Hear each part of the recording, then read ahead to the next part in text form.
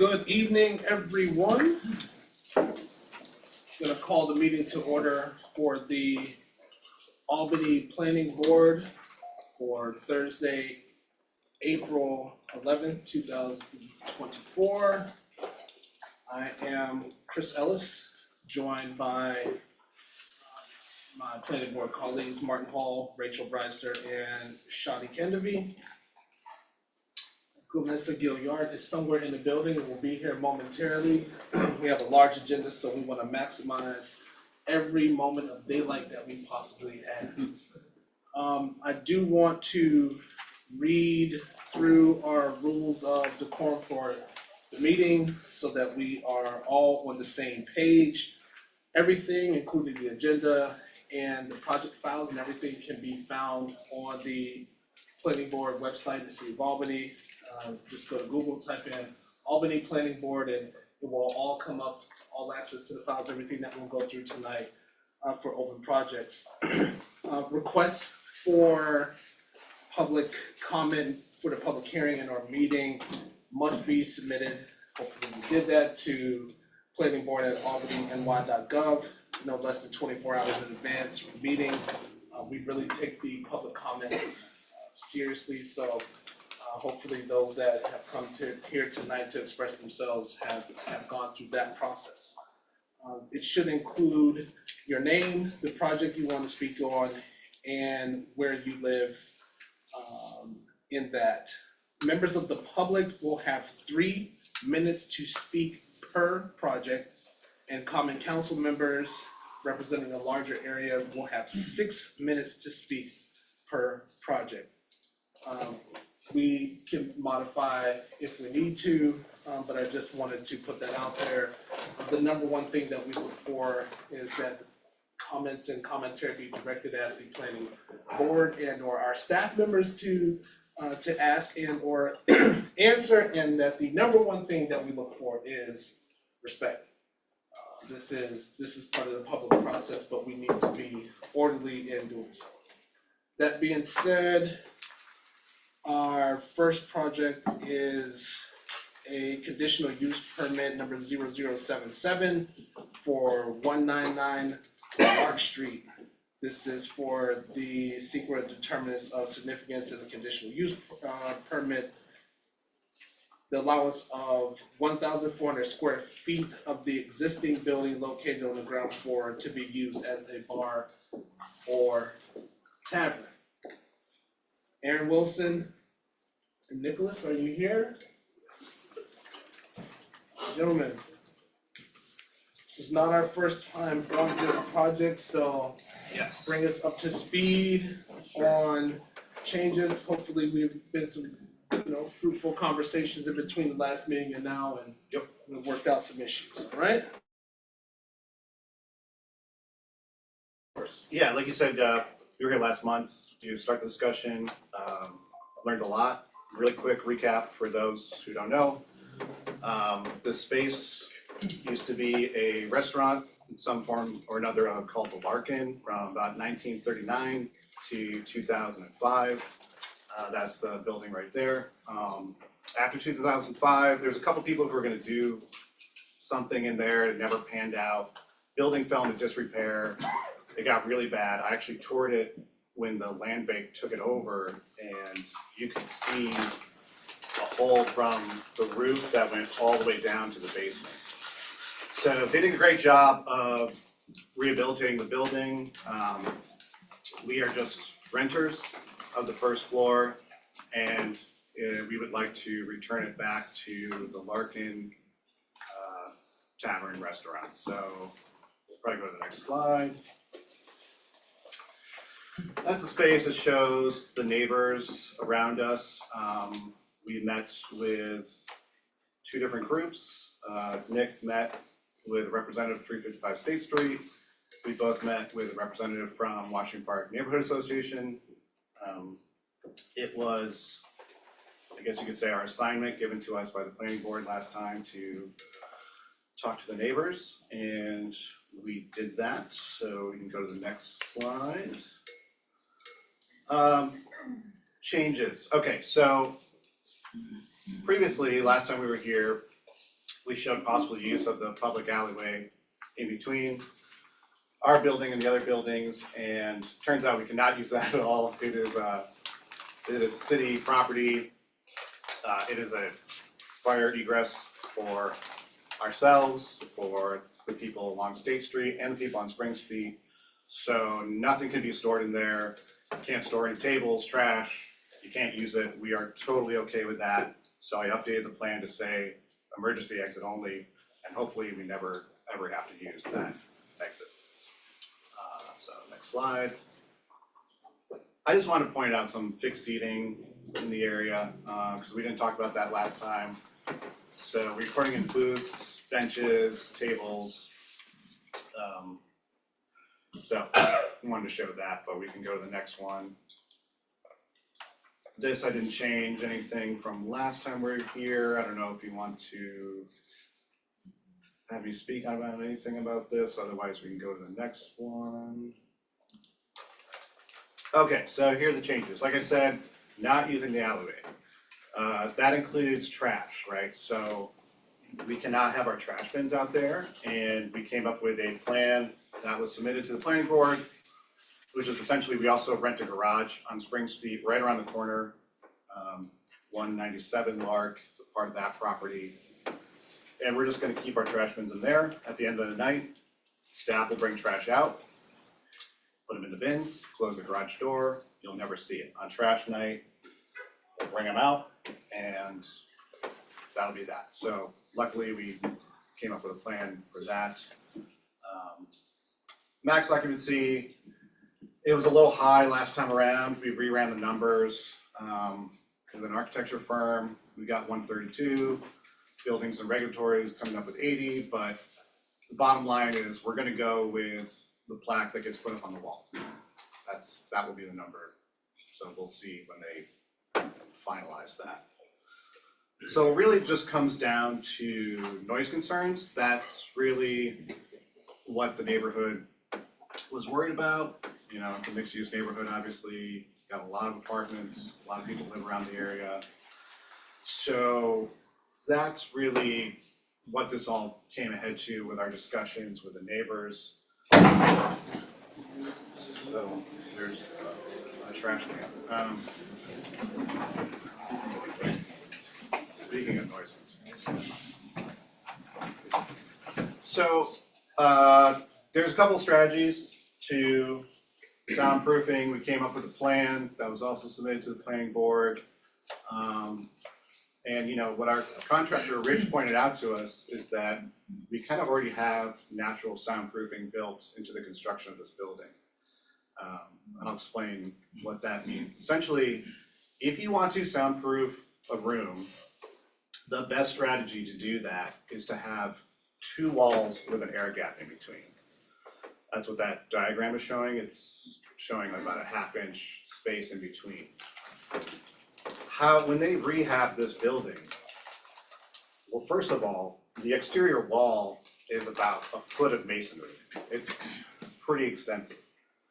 And then, for whatever reason, luckily for us, they built the interior walls inside the space with about a 6-inch gap in between.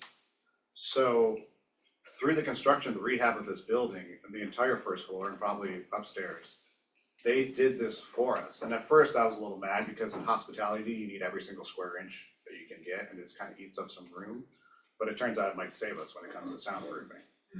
So this is just an example of how you would do it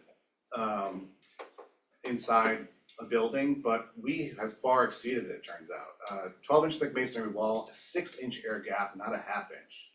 And then an entire stud wall built on top of that.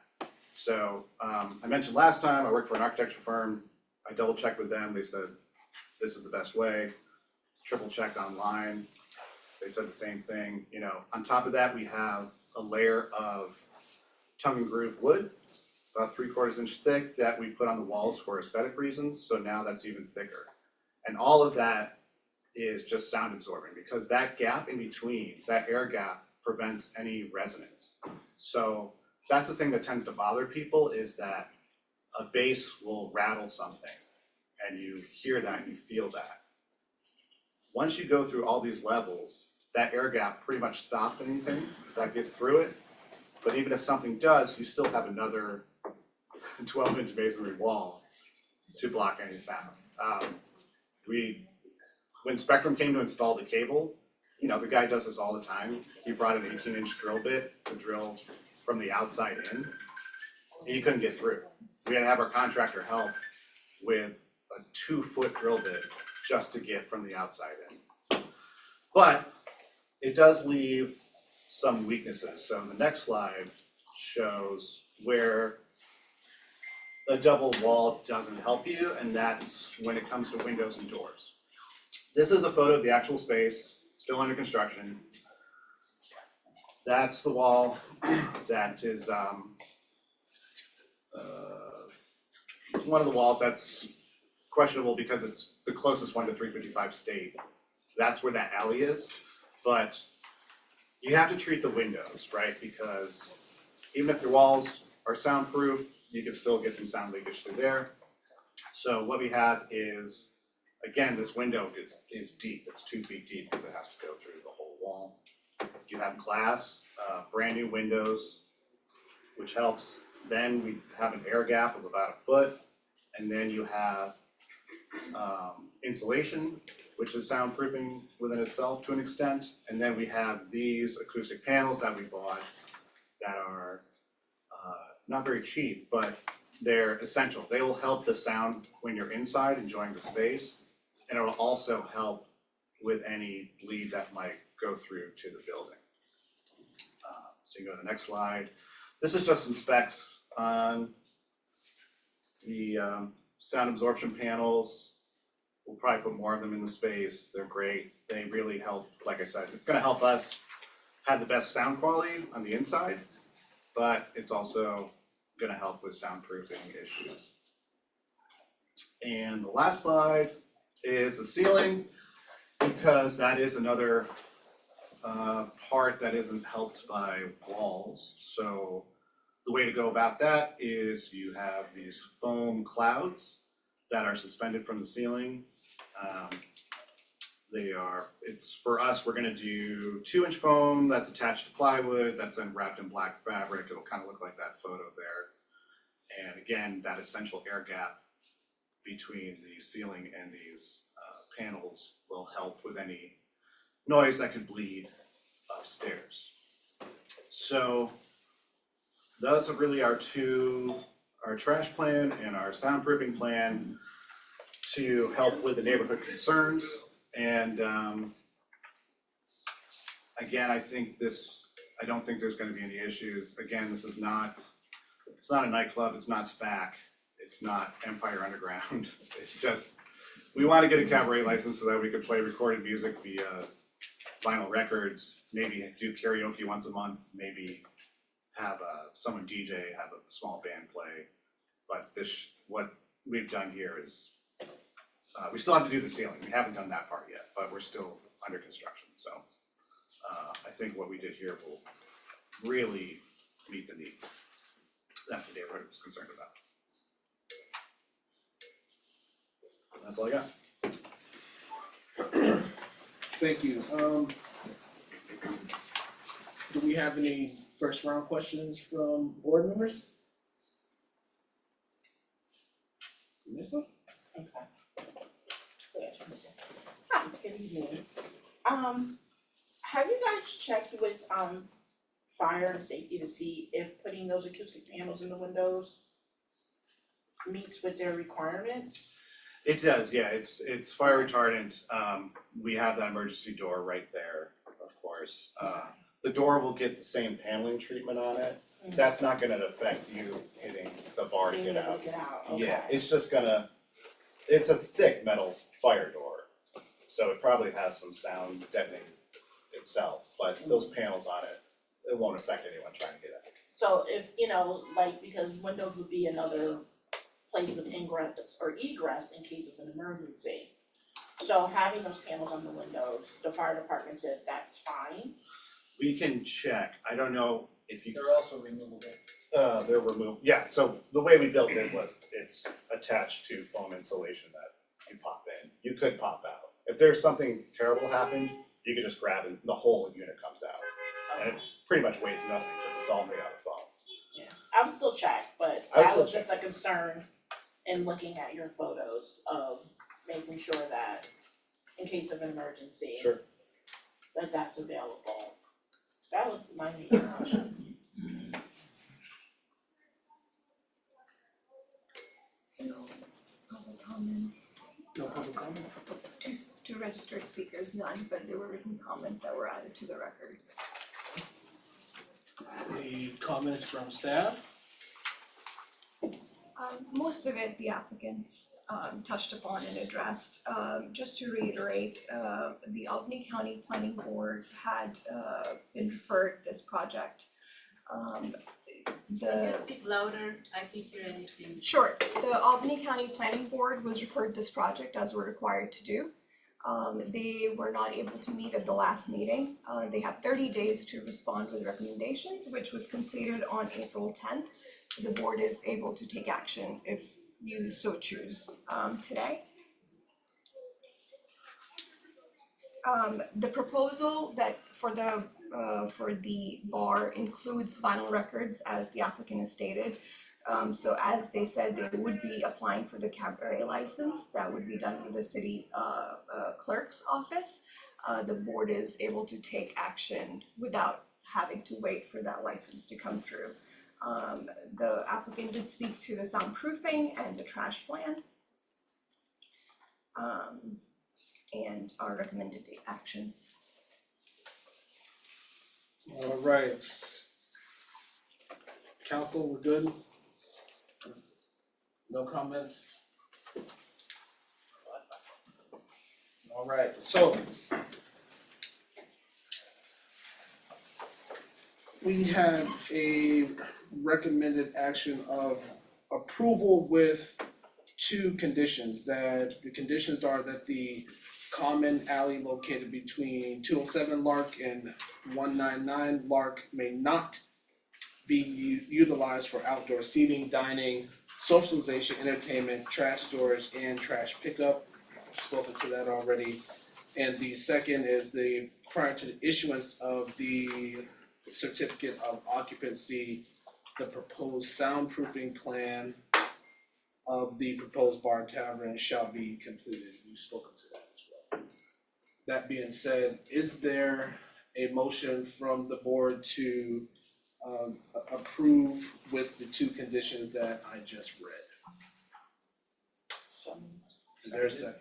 It's been moved by Glenissa and seconded by Martin that we approve this project with the conditions as previously stated. Call for the vote. All in favor say aye. Aye. Those opposed? All right. Approved, motion carries.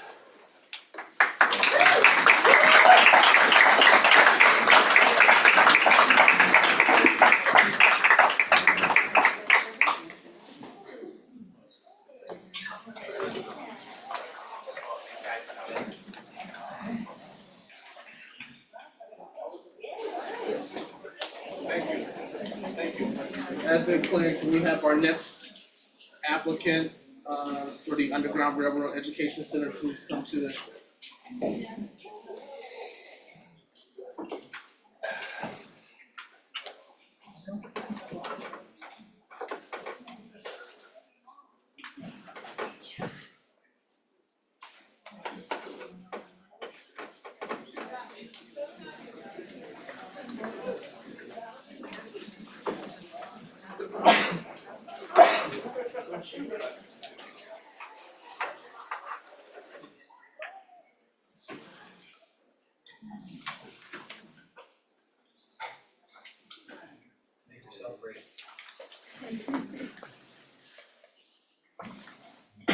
All right, our next project is for a zoning map amendment, number 0016, for property addresses 184, 186, the rear of 188, 188, 190, 194, 196 Livingston Avenue. We're looking at also 97 and 99 3rd Street, as well as 192 Livingston Avenue. Our project applicant is the Underground Railroad Education Center. And the proposal is an amendment of the zoning map to change the zoning classification for 184, 186, the rear of 188, 188, 190, 194, 196 Livingston Avenue, and 97, 99 3rd Street, totaling 0.82 acres from residential townhouse to mixed-use neighborhood edge. I believe this is the first time on our agenda, so the floor is now yours. Good evening, my name is Sean Hamlin. I am Managing Principal of Hamlin Design Group located here in Albany, New York. With me is Kurt Bedador for KB Engineering, our civil engineer on the project. As outlined, we are here for a zoning amendment change. We can go through to the next slide. On the left is perhaps site footage that all here are pretty familiar with, as it's just a couple of blocks to the east of us here on Livingston Avenue. That is the lot that we're talking about, that you stated so well as 194, and you can see 192, you can see 190, right through 190, I should say. I always get trip up over the actual lot numbers. And then the bottom slide or the bottom picture is looking out from the property, looking northbound toward Livingston Avenue. So currently, as was stated, we are a residential town zoned area, and you can see where we're located on the map. Next slide, please. So we are petitioning the board for rezoning the properties of 194 to 196, 184 and 190 Livingston Avenue, and also the properties 97 through 99 on 3rd Street, from the townhome residential to the mixed-use zoning. There are also a series of paper streets that are owned by the city that Underground Railroad is looking to acquire. And it is our intent to, after we are awarded or permitted to be rezoned, to consolidate these lots, and then we will develop the interpretive center. Please, next slide. Just a little background, as this is our first time in front of the board. The Underground Railroad Education Center has had a presence in Albany for well over 20 years. We, as Albanians, and I can say that, born here in Albany, have a rich history, perhaps even richer than I had known. That there were individuals that were in Albany living their lives who were very much engaged on the national front relative to slavery and the Underground Railroad movement. To my left behind me are Paul Stewart and his dear wife, Mary Liz. The two of them are the founders of the organization. They have worked tirelessly at documenting and educating individuals about this history. Next slide. This here encapsulates their mission statement to take this history and to further research it and disseminate it to all people. We started this project in 2022, and that is the vision there for this project of an interpretive center to really amplify the work that they have started so as to further communicate this to adults, students, children to a wider degree. And also to feature presentations, exhibits, conferences, as well as further research. And we kind of coined a statement, bringing history forward. That is what this interpretive center is to do in the Arbor Hill community. Next slide. So we have some early conceptual renderings of this facility. We can see on the left is a bird's eye view looking southwest.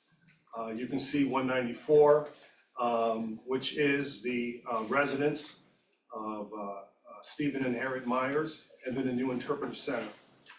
And then in the lower right is a view as a pedestrian looking to the southeast.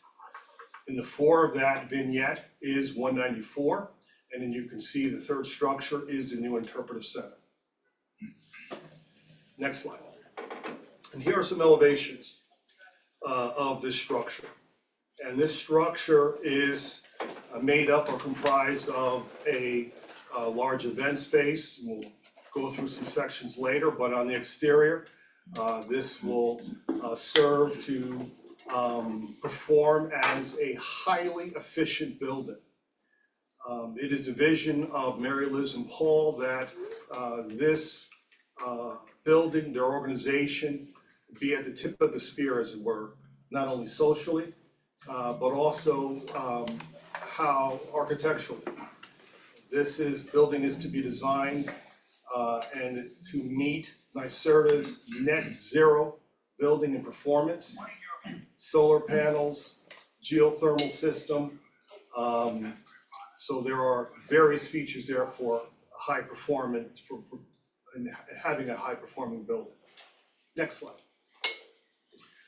This slide here is a couple of sections to the building, and probably the most unique feature beyond the performance is a historical artifact that has been identified by Mary Liz and Paul, purchased, disassembled, stored, and will be erected.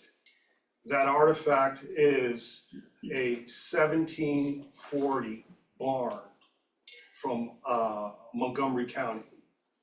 It was on a farm that has been researched here in upstate New York, and that's right, I said 1740. That's pre-Revolutionary War barn, which is rare because it's a barn that's still standing, or was still standing until we disassembled it, as it was not burned down by the English or the French, as it was along the Mohawk River. But this property did house former slaves.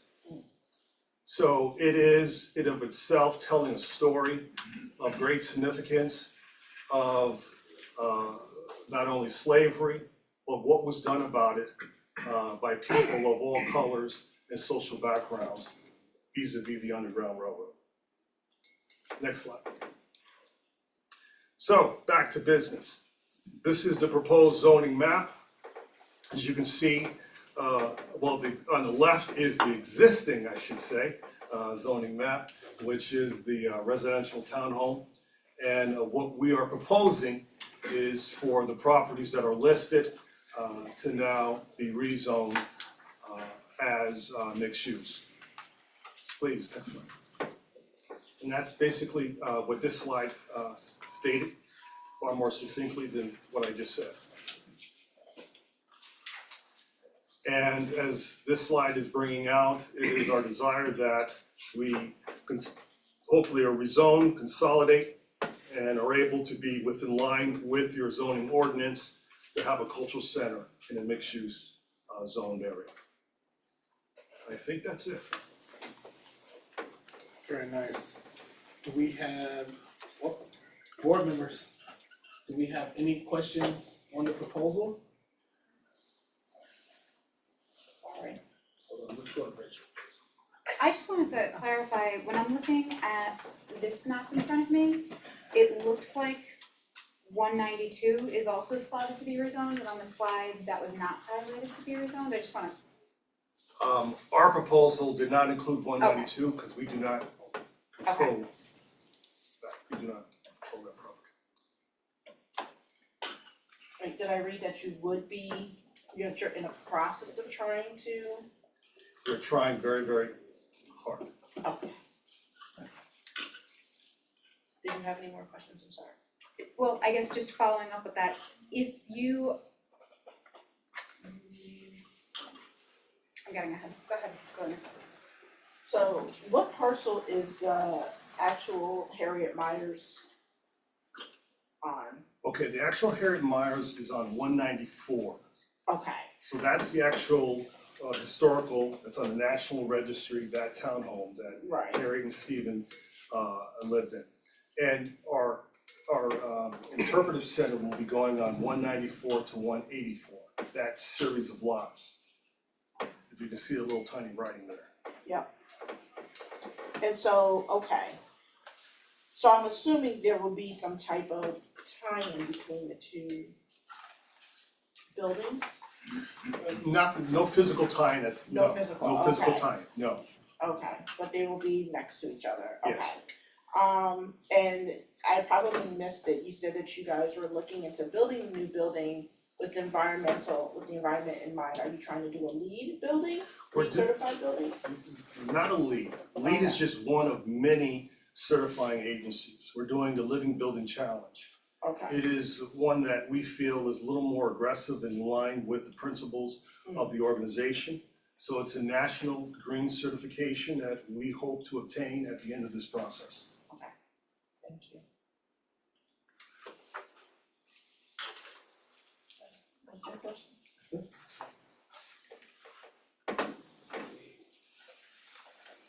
This Amelia Paul? I am here. I need to say, speak to Let's make sure we switch out for public comments. We ask you to come to the microphone.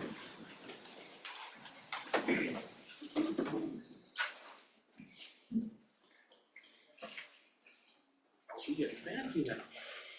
Oh, look at that. Yeah, we gotta get down. Please say your name and your address, please. My name, Amelia Paul, and representing 194 Livingston Ave in Albany. My sole comment is that the space is currently used for great things in the community, and any ways to push that forward, I believe should be considered, you know, just based on the use of it right now and all the work that is going into it. So just finding ways to make it happen, that's what I'm here to support. Thank you very much. Thank you. Sit. Alright. Any comments from staff? So I just wanted to clarify, and I can get to your question, Rachel, on the next slide, but just a couple of background notes for, you know, if it was to be rezoned, of the uses permitted in one of the two zoning districts, 27 of the uses would maintain the same level of allowances. So 18 uses would vary on the degree of allowance. For example, maybe it would be conditionally permitted in the RT, but permitted in the MUNE. There are 9 uses that are permitted in the MUNE that are not permitted in RT, 3 of which are residential, single, 2-unit, or 3-unit detached.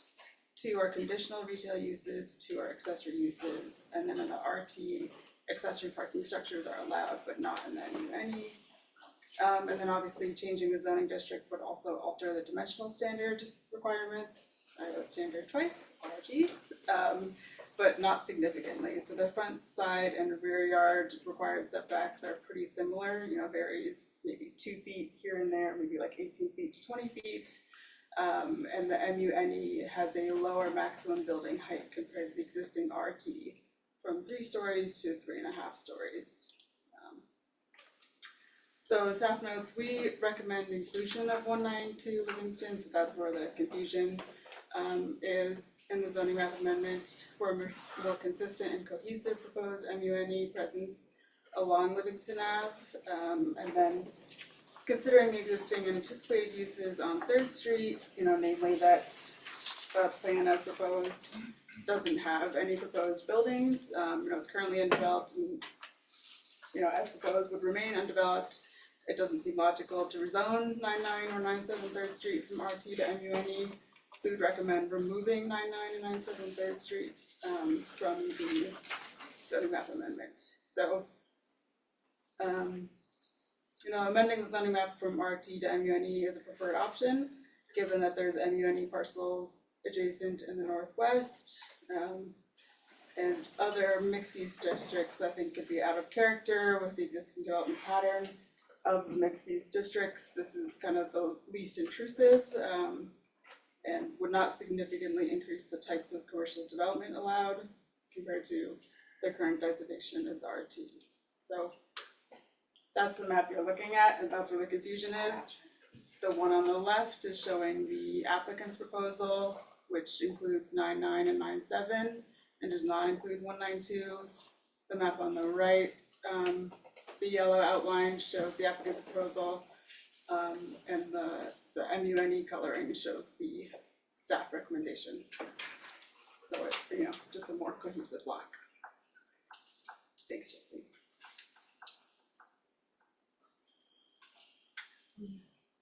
So that would be the staff recommended kind of amendment to the zoning map amendment.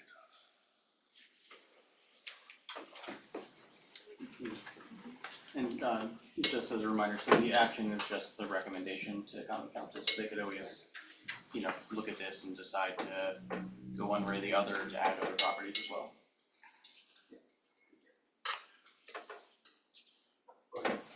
Looking at your proposed map on the right, the city alleyway is much more than, it's not property that we own or are looking to acquire from the city. Yeah, it's a weird thing where it's one parcel number and it takes up those 3 chunks. So I think, we're the city and the common council to approve that sale property. We've had this discussion, I think, kind of internally in our processes. Likely there would be some form of a lot line adjustment wherein that parcel will be broken up and maybe attached to another city-owned property that's adjacent on 3rd Street. So that little tail would be maybe incorporated into a different city-owned parcel. That's not really it, It's just, that's the parcel as it is now. Understand. Any additional questions? All right, I just want to ask and I have a lot of faith in our planning staff, but with their recommended amendments to your proposal, are you still able to advance your project in the vision and the way and manner that you think that you're trying to put forward? Absolutely. Working with the city and the planning department, Anna and Brad has just been a pleasure. And what's proposed here is definitely I'd like to interject something as the civil engineer on the project. I'd like the board to note that on the 99 and 97 3rd Street lots, there will be infrastructure underground that will tie in directly to the proposed facility. That being the geothermal field, we have a bisecting walkway that comes through. Granted, they're not building structures per se, but they will be features that will be functional to the overall global facility. But I just hope that there wouldn't be any complications by them being in a different zone. So we need to be clear on that.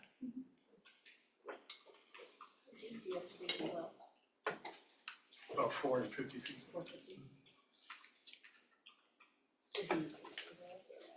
We're under the threshold. Yes. Yeah, and just to clarify, so the infrastructure wouldn't have an impact on the use. Only anything above, like if there to be parking or something like that, that's what we're considering. Like a walking path would be fine as well. Excellent, so for us, for tonight, we only have a minor but important role. We would like to execute a favorable recommendation to the common council with the suggested amendments that were presented to the map that was just on the screen. Is there a motion? So moved. Moved by Rachel and seconded by Vanessa. Are there any questions on the motion? Hearing and seeing none, all in favor, please say aye. Aye. Aye. Motion carries unanimously.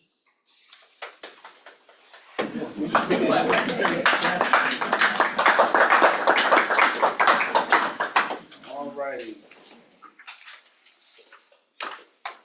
assume we'll need to see them again, right? Yeah. They'll bring DPR.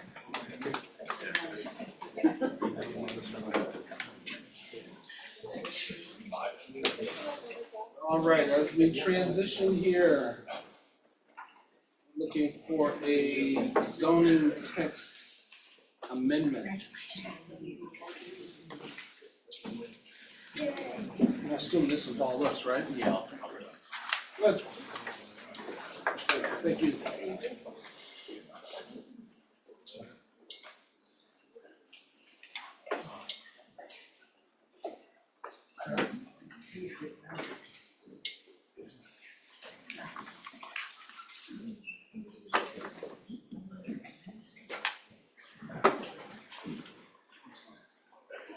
Mr. Glass.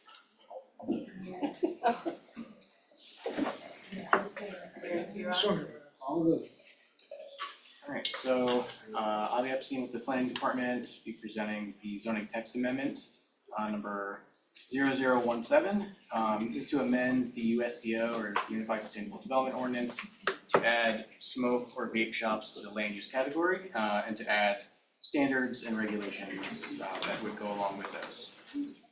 So the intent of this ordinance is to essentially clarify items in the code. As of right now, there is no use that really encapsulates smoke or vape shops. And the reason this has kind of come up is in the last 2 to 3 years, we've had about 20 plus applications and about 20 plus approvals for various smoke shops in the city. I think a lot of that is likely due to state's cannabis regulations. But a lot of the uses were previously kind of categorized under general retail. In a more closely evaluating the code, doesn't really fall in that category in the permitted use table. So the chief planning official or Brad has the ability to kind of make a determination on if a use is similar enough to, if an unlisted use is similar enough to a use that is listed within the permitted use table. So for that, we refer to the definitions. A couple of the ones that are similar but not similar enough were convenience retail, general retail, and cannabis retail, or cannabis dispensary rather. But they all have various regulations that would not be applicable to smoke or vape shops. And unlike cannabis dispensaries where there's a lot of state regulations and about proximity, but also things that preempt municipalities from governing certain components. Smoke and vape shops or shops that sell primarily tobacco products don't have the same level of regulations, needing more regulations from the municipal side. So as you'll see at the bottom, what we're really doing with this proposed ordinance would be one, to define smoke and vape shops in the code, adding that new definition, that new use to the permitted use table, which I'll show on the next slide, including use specific standards that would limit use smoke or vape shops from locating within 1,000 feet of another smoke or vape shop. This is a pretty common practice amongst a lot of municipalities. It's how we deal with the cannabis dispensaries currently. It's also how we deal with convenience stores within the city. And then lastly, we would be adding this new use to the minimum and maximum off-street parking table. And the parking requirements would mimic the other types of retail, so it would be about 1 parking space per 400 square feet of net leasable area. So this is the, I guess probably a little hard to see, but the one that's bolded and underlined is where we'd be proposing to add smoke or vape shop, so it would fall in the retail, the overall retail category, and it would have a specific use of smoke or vape shop. And then if you look at the specific lines within that row, you'll see that the allowances, in other words, where it's permitted as of right, where it has a P, where it's conditionally permitted with a C, not permitted with the cells that are empty, or permitted as an accessory use, is identical to cannabis dispensaries and general retail. It's also similar to convenience stores. There are the items here that have the footnotes are general caveats to where they would be permitted. Sometimes that's just based on if it's an existing commercial building and things like that, otherwise it might not be allowed or it might have additional regulations. And on the right-hand side, we would be adding, that's the reference, the last column there is the reference to the use-specific standards, so that's where it would refer back to, as of right now, the only thing we're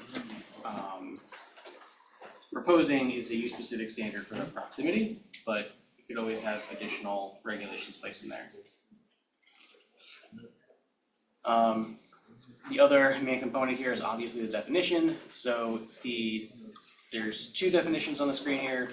The one at the top is what's currently in the proposed ordinance before the Common Council. And the second one, the alternative on the bottom, is what we have kind of revised it to say at this point. So the revision of what we would recommend would be, I'll just read it out here. An establishment primarily engaged in the retail sale of tobacco, tobacco products, or tobacco paraphernalia, electronic smoking devices, liquid nicotine containers, or vapor products. A use should be defined as a smoke or vape shop by considering factors such as the proportion of floor area dedicated to the display or sale of said products, the proportion of total revenue derived from said products, and the overall marketing or branding of the establishment. We chose to define it a little bit differently in terms of how the different factors we would consider and to how we arrive at that use based on some feedback that was provided by the Common Council's council and some discussion with other municipalities on just how exactly they fit it into a category. With a lot of retail uses, it can be a little difficult to tease out exactly what it is, and this gives a little more discretion to get a good understanding of, if they're using a certain amount of floor area within the space, or if it's kind of advertised or branded as a smoke shop as opposed to a convenience store or general retail. And then I would just say to clarify, this would not include things like a supermarket that might sell tobacco products. It wouldn't include a convenience store that also happens to sell a limited number of tobacco products. That would be regulated as a convenience store and have its own regulations. So this is for a use that is primarily just for the sale of tobacco products. They might sell other items in there, but that can't be the main component of the business. No, okay. No.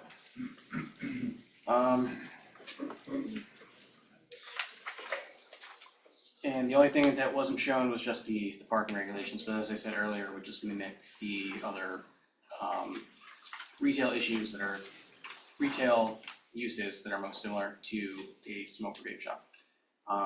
So we would just be looking for the planning board to make a recommendation to the Common Council, and staff's recommendation would be favorable recommendation using the newer definition shown here on the bottom of the screen, and adding that to the USDO.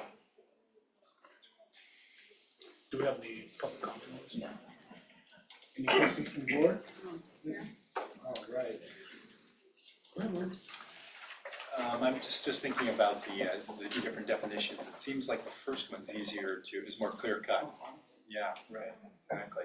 You can always go in and measure the square footage of floor space that's dedicated, but it might be hard to get your hands on the revenues, and also the being primarily engaged is a little bit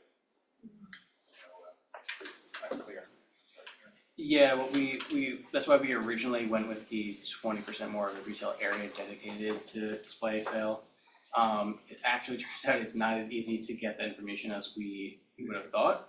And then by using a little bit more of a general definition that includes some other factors, we can take a couple different things that we get within a typical submission and be able to make a determination. So we looked at the 20 plus applications we've gotten in the last 3 years, and then applications older than that, and then looked at some other cities' codes, and they tend to now kind of stay away from prescribing an exact number, because if it's 19%, is that changing it? Like, think we would still generally consider that a smoke shop, but when you kind of put that out there, then people are gonna change their floor area ever so slightly to use the outdoor.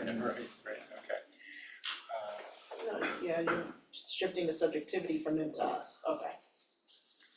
Got it. Okay, thanks. Alright, is there a motion to make a favorable recommendation to the common council? So moved. Is there a second? Second. Been moved by Martin and seconded by Rachel to make a favorable recommendation to the common council on the proposed zoning text amendments. All in favor, please say aye. Aye. Unanimous, thank you very much.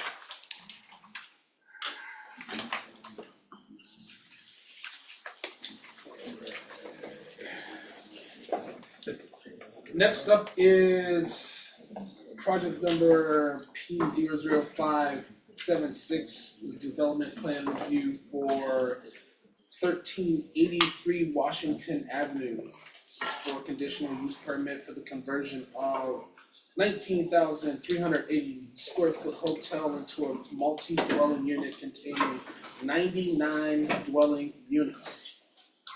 A2 Sun Holdings. Joe, is Joe here?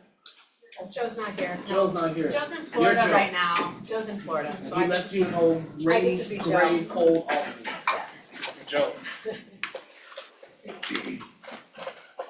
We're ready when you are. Great. Hi, everybody. My name is Elizabeth Young-Jojo. I'm the president of Redburn Development. I'm here tonight with Jeff Buell, principal of Redburn Development, who won't sit in this chair next to me for some reason. I've heard enough from me. We're here tonight to talk about our project at 1383 Washington, which is currently a hotel that we own called the Hotel Luna. Was previously Fairfield Marriott, which we dropped the flag on. It became an independent hotel. We're looking to convert it, it's a 99-room hotel, become a 99-room apartment building, marketed towards the students who attend the University of Albany, which is exactly across the street from the hotel. We did a similar project at the building that's immediately next door to this at 1379 Washington Ave, which used to be Town Place Suites. We purchased that building and we converted that, with your approval of course, into student housing, and we were very successful at that. It's a great building, we have lots of wonderful tenants there. What sets us apart a little bit is that what will be apartments at this building, just like in our other project next door, they're all studio apartments. So we give students an option, instead of having, 3, 4, 5, 6 roommates, we give students the option to live by themselves, which has proven to be a good thing. Yeah, yep. You can go to the next slide. We aren't proposing many changes at all, no major changes to the site plan at all. We would be paving the parking lot, adding some picnic tables, but it's a lovely property. We've renovated it over the past couple of years, and it actually is in its current state with just the addition of some kitchenettes, quite perfect for this use. I already covered that, a couple of picnic tables. This floor plan of the property, as I mentioned, we wouldn't be making any changes to the interior other than adding kitchenettes to the rooms as they stand.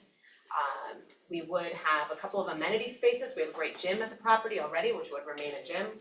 We have a meeting room that we've turned into a study room, and we have a very large lobby area that will turn into a game room for our tenants as well. We do expect to be ready to lease these apartments, of course, with your approval, for this upcoming fall. We're confident that there is a real need for more housing directed towards students in this area.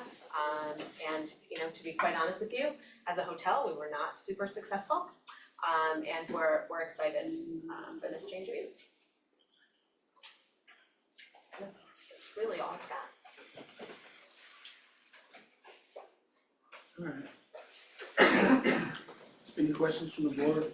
I have a ton, but none of them are germane to the subject of this meeting. I've got a couple, I guess, so. Sure. One is, well, just a thought is that, we've gone over a lot of different projects along that stretch of Washington Avenue in the last few years. And And traffic safety always comes up, that's a big one. So anything you can do with fences or landscaping or sidewalks to encourage kids to use the crosswalk.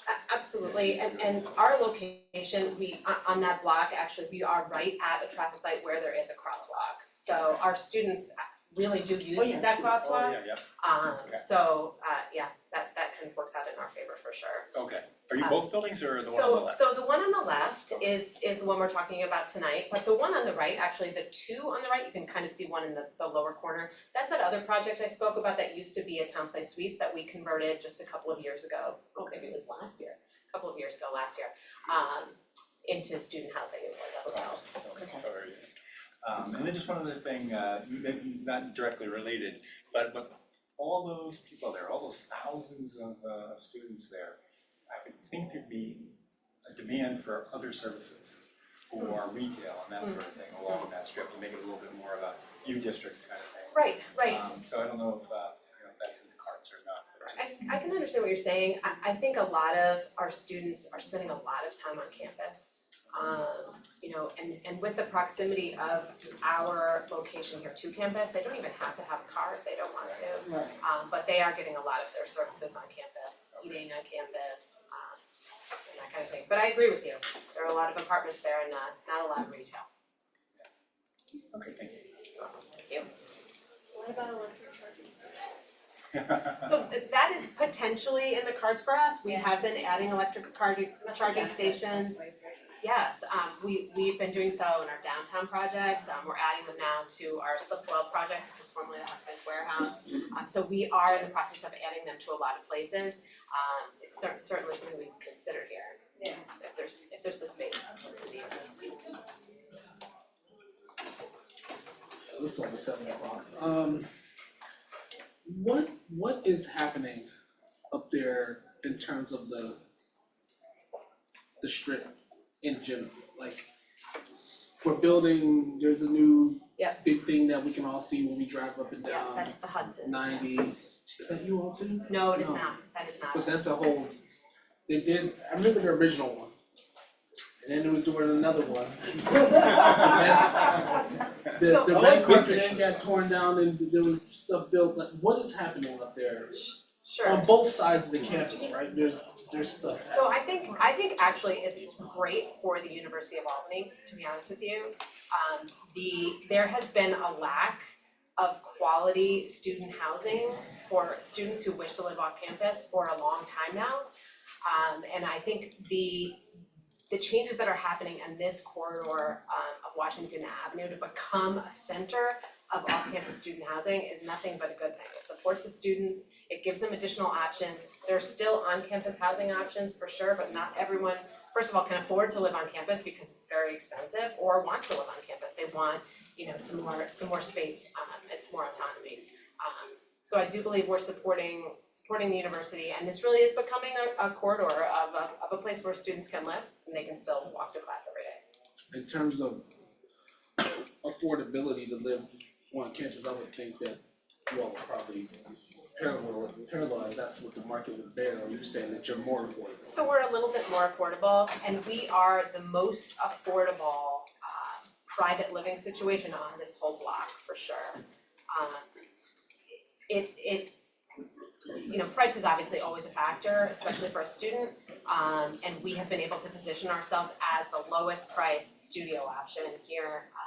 Some of these, not that I fault them for it, I mean, I think it's great if they can get it, but some of these other complexes are charging quite a bit for studio apartments. And our hope was to be a very nice yet affordable option for students. What's the square footage of units? They're small, I'd say we're probably around 450 square feet right in that area. I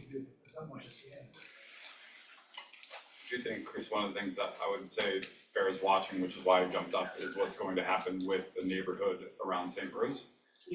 That was where I was headed next. Yeah, so it's obviously, it's a student housing market that developed because of, and Liz and I did it in Troy many years ago, where you chopped up all these buildings and it turns out to be a disastrous impact on the neighborhood. So what happens when St. Rose closes and that student housing market suddenly dissipates? I think what you'll see is less and less students living there, and so I think the purpose-built model out towards SUNY becomes very interesting. And we've had some conversations recently about how do you then go into the St. Rose neighborhood and de-densify what happened there over the last 30 years, and then try and return people to owner-occupied buildings up there. And how do you do that? A silver lining in an otherwise terrible story. Do you think that, as you all are looking at the off-campus market, that is that a reflection of the incremental increase in students at UAlbany, or? Absolutely, yes, enrollment has been increasing. I mean, enrollment has been increasing at RPI, at a lot of other universities. And I know last year, UAlbany had quite a situation on their hands because they didn't have enough on-campus housing for all of their students. They were then moving people all over the place. And we were happy, we were lucky enough to then take some of those students into to our other property there, Astro Apartments.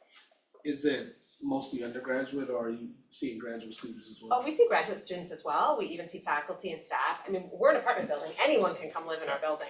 We simply market ourselves to students. But we have all sorts of different people that live there. Cool. I'm done. That was my 5 minutes today. Thank you very much. Any comments on this one? Yes, just briefly, the project will require a change of use. It has been referred to the Albany County Planning Board for their recommendation as well. Just to reiterate, the applicant has included this in their floor plans. The multi-unit dwelling would require a 10% of the site area to be recreational space, not including the laundry facilities.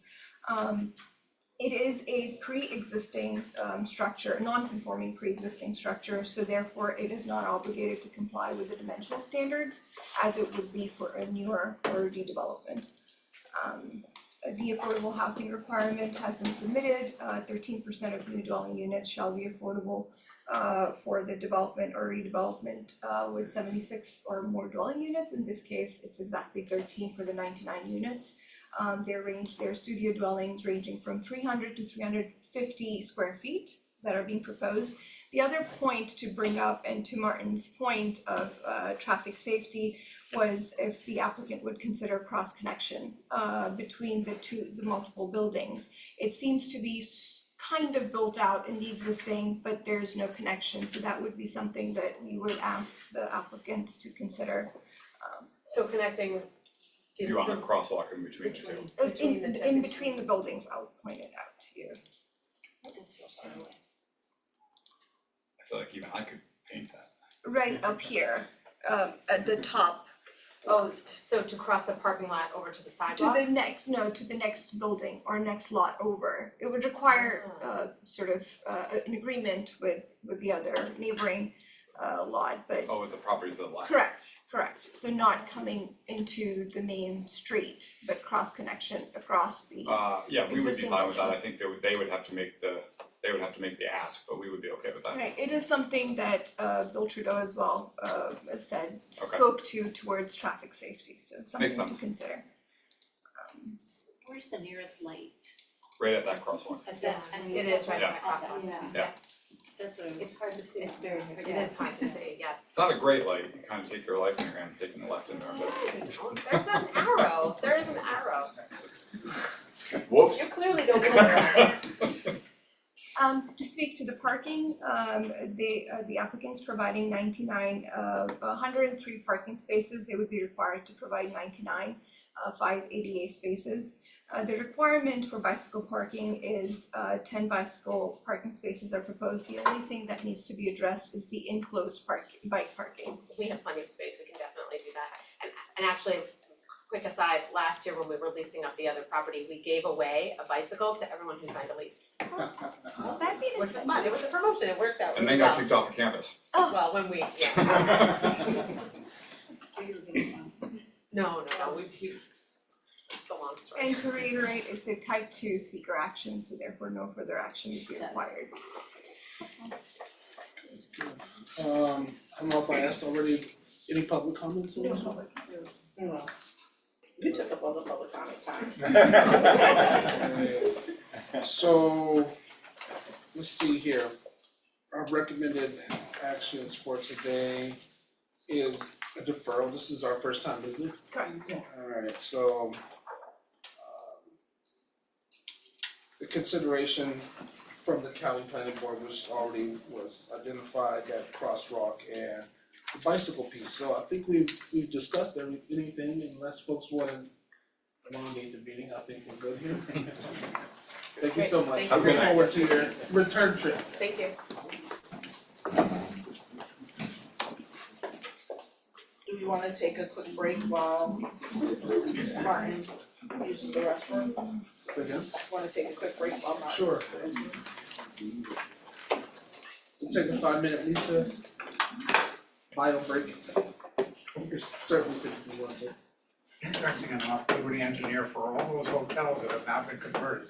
We were engineers for Tharaldson, they built the 2 hotels that Redmond had. The engineers for Camelwood, which was where 1415 is now. The engineer for Extended Stay America, which is also converting. And the one that's still a hotel out there, we were the engineer for. So that was a hotel strip that we really thought had market. But again, it's got a lot more market for student housing than it did as hotels. I also think that the advent of the Capitol Center and the reuse of the stuff from downtown probably has shifted people away from doing conferences in New York City and downtown in Albany, which is taken away from that too. I'm saying that because that's how it was when I first moved here. We used to do everything up there, now everything happens more towards downtown. And I was involved in getting the approvals for one that's currently being constructed. I'm very familiar with the site plan, the site plan, but I drive past that, and every time I think to myself, that's a lot closer to the road than I realized. When you're on 90, that thing's right above the road. It feels like it's right there. Yeah, We do have a 20-foot vertical wall separating us from it. And the trouble with that wall is, right after we built it, it got tagged, entirely painted over with all sorts of tags.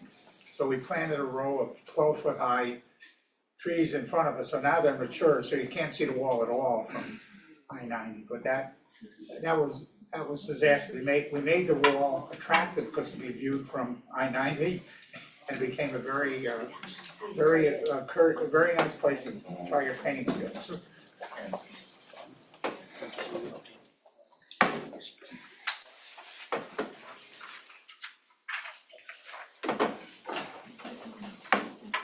Favorite projects?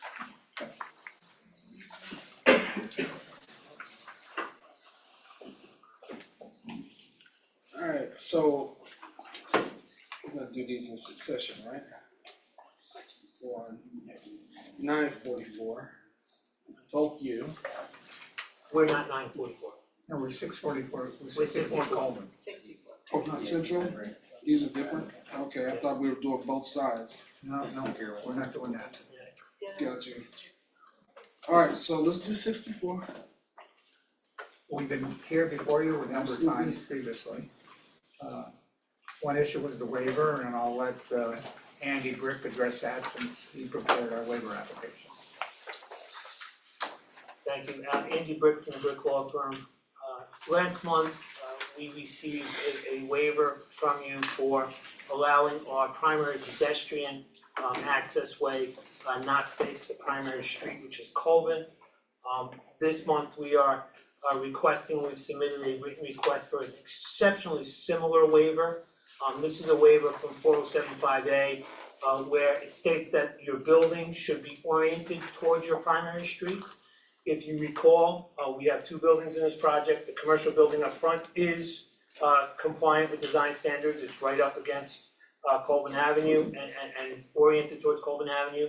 The apartment building in the back is not, so we would need a waiver from 4075A. In terms of the test necessary to seek a waiver, it's the exact same arguments that we made last month. These are very exceptionally similar waivers.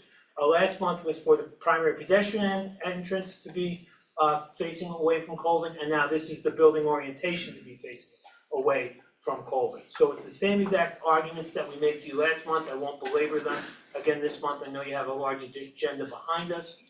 And I would also ask that we are given the ability to adopt the staff notes that were raised last month for the waiver, because the staff notes also distinctly address all of the elements of the test we have to meet to obtain a waiver. So we would adopt them and say that they would also apply in this particular waiver request. Also, by way of update this evening, we have received a will serve letter from Water and Water Supply, which I'll let Dan speak to. We've received final traffic comments from Creighton Manning Engineering, who's your traffic consultant, which we believe we have no issues with, they have no issues with the project. It's my understanding that Water and Water Supply is amenable to an approval this evening, so long as it's conditioned upon addressing the comments they raised in their letter. And we also received a letter from CDTA, which the last sentence of it says that they strongly support this project. So we're in contact with them. We're gonna address any concerns they have about moving the bus stop, but they strongly support the idea of the project, and you should have that in your file as well. And just to remind you, this is an affordable housing project. It's 120 units, which is substantially reduced from where it started. The last project that was just before you, they are proposing 13% of their units to be affordable under the new affordable housing set aside in the USDO. We're 100% affordable. So therefore, they're 13, which seems good. We're 100%. We're fully affordable. So we're much better than what the USDO requires. And we also have the veterans component, where a large portion of the project will be for veterans, to provide housing for veterans on an affordable basis. It's been a while ago, but I'm sure you remember when Lieutenant Colonel Sosa was here and spoke on behalf of the veterans groups strongly in favor of the project. So we think we've addressed every concern the city has raised. We've done our best to address the concerns that neighbors have raised. And we think we're in a position where you can consider us for approval this evening as well as approval of the waiver. I might take an opportunity to address some of the issues which have been changed. Number one, the entrance was revised so that it has a curvilinear walk going down the sidewalk on Anthony Street. The length from the front door to Anthony Street, assuming, is 207 feet. The question was raised, would people go down and park on Anthony Street rather than park on a parking lot? We have 73 cars that are parking within the 207 feet. So people would have to make an effort to go down there, so a significant number of our parking spaces are within 207 feet. And that doesn't count the fact that there is a side entrance that is adjoining the parking lot between a commercial building and us, which would be available by fobs for the tenants. So not everybody has to go in the front door. So we think the question of whether or not there would be any inclination for people here to park on Anthony Street, we don't see anything that leads us to believe that. Another issue was stormwater management was a major issue here, and I made a stormwater management document which I shared with the board prior to our previous one, which shows that we not only meet the USDO standards for stormwater. This theoretically didn't have to, because we're disturbing more than an acre and we're on separate sewers, separate storm and sanitary sewers. But the city requested us, because they had some capacity problems with the storm sewer, that we design it conforming with the USDO standards, which means this is designed so that if this was totally undeveloped, previous to any development at all, the water that comes off now is less than that. As a matter of fact, we made it significantly less than that. It's less than half of the quantity that would come off it before during a 110 and 100-year storm.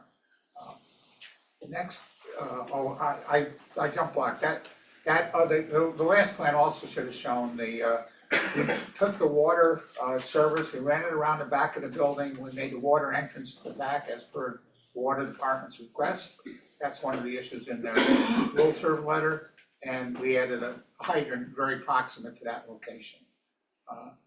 The next one is the mid-block crossing. we got the letter from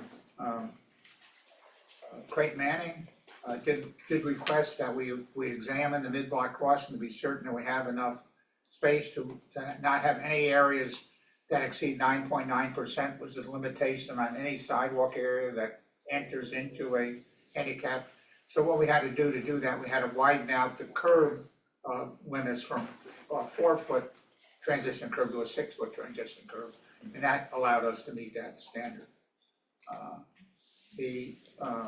Their other issue had to do with the fact is they didn't want us to have the other crosswalk at Anthony Street and Colvin Avenue because they want to direct the traffic to the one that's covered with the beacons, which is the other side, so that'll be done.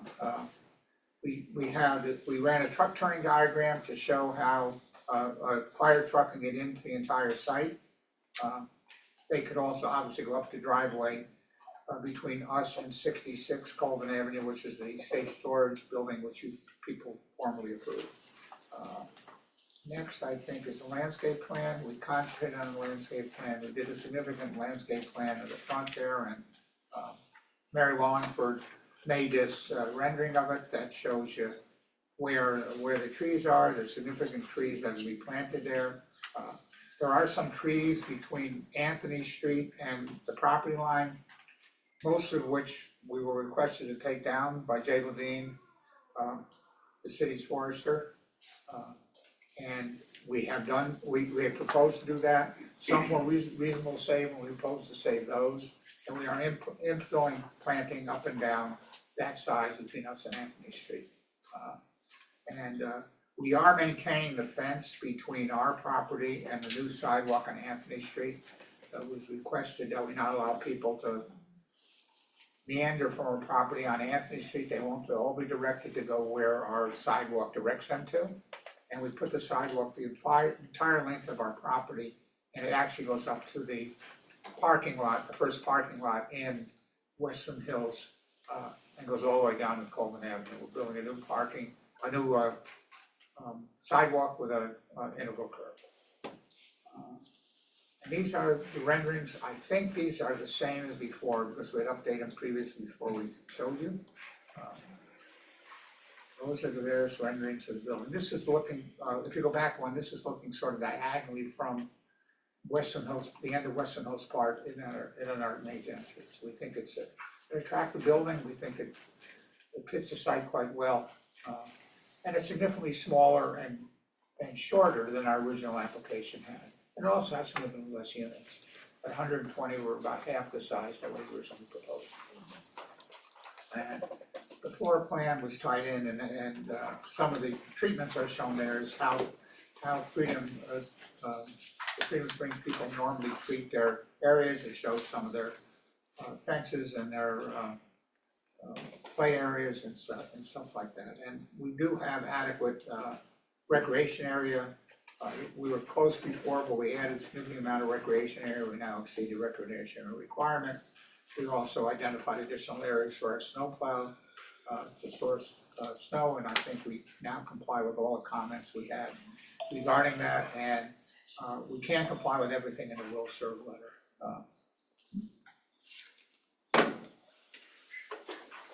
That's pretty much my presentation. Thank you. Any questions from the board? Right, we'll start with the public comments. Mr. O'Brien? He'll be in shortly. All right, certainly will. Mr. Schneider?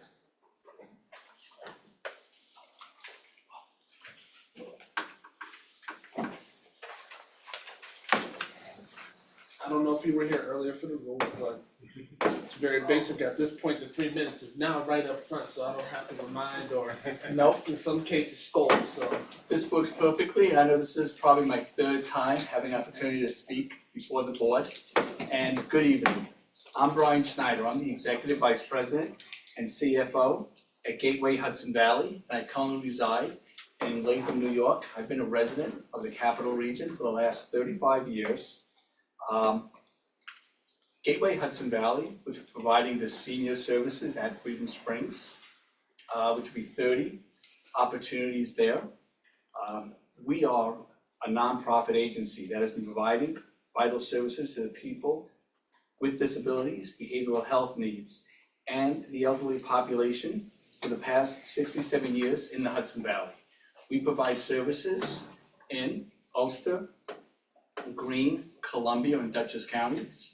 So of course, Albany County is an adjoining county and will be throughout the Hudson Valley. We really assist people in selecting, acquiring, and using and upholding the skills and supports necessary to really achieve success. I mean, really, it's wellness, and we have a long history of working with seniors, and we believe Freedom Springs, especially the affordable housing aspect, will really be a huge piece in keeping people in their home for a longer period of time.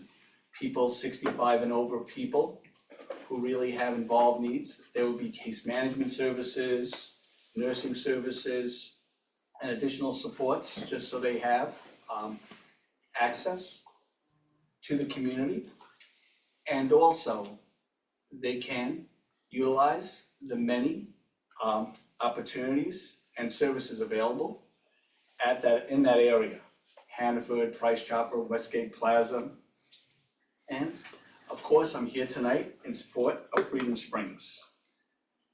That area, of course, we know, now that Albany Garage is no longer there, really is in need of something. And what better than 120 affordable housing units that are really so needed? If you think about it, realistically, with how inflation has gone up and the cost of housing across the board, affordable housing is really middle-class housing at this point, which is unfortunate. But with that being said, it will give 120 people, families, opportunities that they wouldn't have to live in an excellent city and to have services close by, as well as great public transportation. And I only have 7 seconds, I'm just gonna cut it short there. Thank you very much for your time. Absolutely, thank you. Gloria Russo?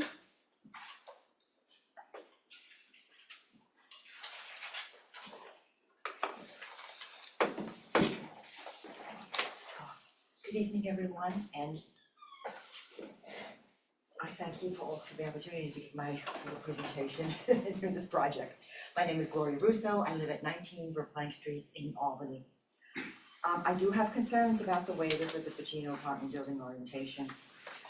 Their pedestrian access to their apartment building is through the property boundary of Westland Hills Park onto Anthony Street.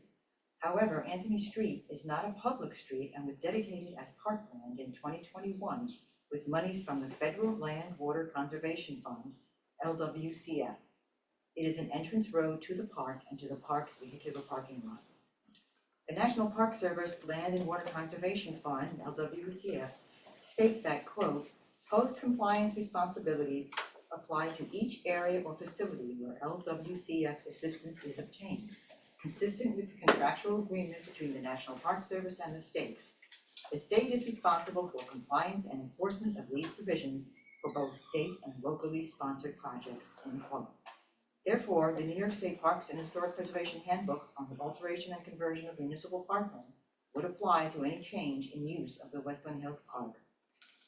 The LWCF is in Title 36, Chapter 1, Part 59 of the Code of Federal Regulations, Section 6F3 of the LWCF Act states, quote, no property acquired or developed with assistance under this section shall, without the approval of the Secretary, be converted to other than public outdoor recreation uses.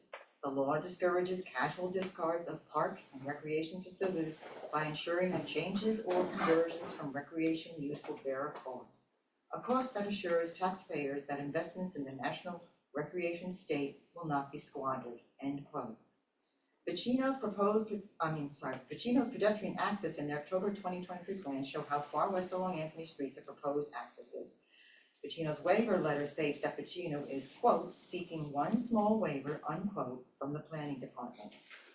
The reason for this waiver is to provide, quote, a far more aesthetically pleasing and welcome design compared to having our front door facing the neighborhood self-storage facility. People will exit the building to a view of the adjacent park grounds rather than to the sidewall of the adjacent self-storage or the rear of the commercial building along Colvin, end quote. This is self-serving because Vicino has known from the start that the self-storage facility was not going anywhere, and hence they should have designed their apartments with this in mind, i.e.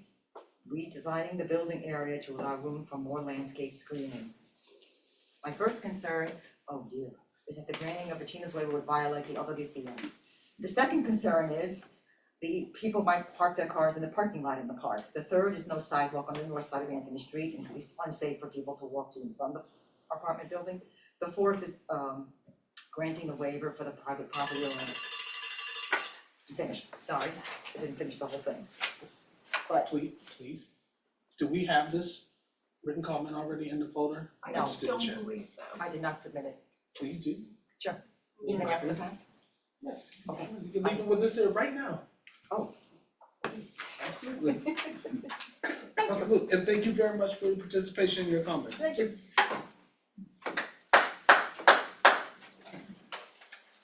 Carol Carmen? Hello, Hi. Carol Carmen, 162 Rosemont Street, Albany. So I have three primary issues I wish to address. The first is that Vicino is seeking a waiver to reorient their building entrance to face Westland Hills Park on the western edge of the property in order to utilize the proposed walkway to the park in Anthony Street. Although they received approval for the walkway to the park, there remains some question as to whether local City of Albany board members had the authority to make that judgment, considering that the park was updated in the early 1970s, utilizing federal land and water conservation funds. No waiver should have been granted until the developer obtained adequate authority approval. The present board members may be excused for this oversight since many of them were born after that time period. However, records, whether they be written or electronic, should exist within the planning department regarding the rules and regulations associated with Westland Hills funding, and the planning department has the responsibility to perform their due diligence to investigate this properly. Secondly, taken directly from the city's website, quote, the purpose of the USDO was to consolidate development-related regulations into a single unified code document for more consistent, logical, integrated, and efficient means, maintaining use compliance in the city project review process. This citywide guidance document is a vision for the city's future and a reflection of our community values and priorities, end quote.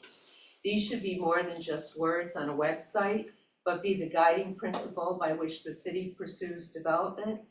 Third, although I know that this cannot be a two-way discussion, I would like to place into the record certain questions I have. Shouldn't there be some sort of red flag associated with Westland Hills Park? Any type development is considered along Colvin Avenue.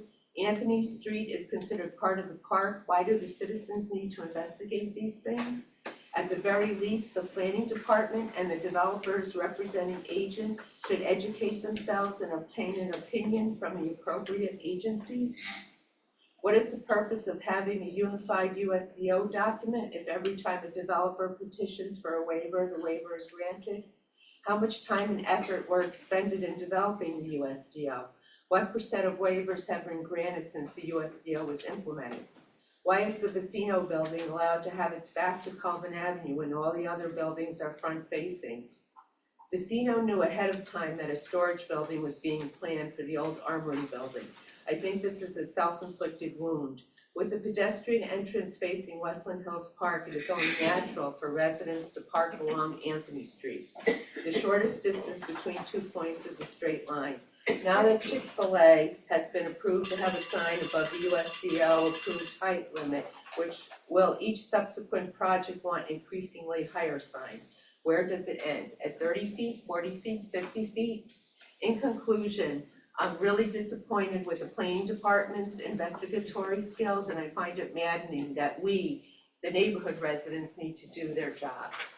I have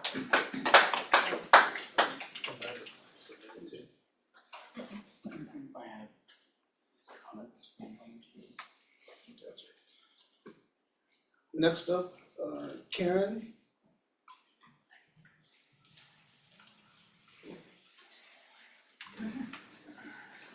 Good evening, I'm Karen Den Kniff. I live on Croswell Street in Albany.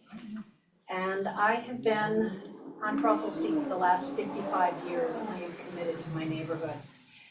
3 very different businesses were planned when Armory Garage parcels were sold. Fast food, self-storage, high-density apartment complex for homeless veterans. The storage facility had been declared when Vecino Group completed its purchase. It was known.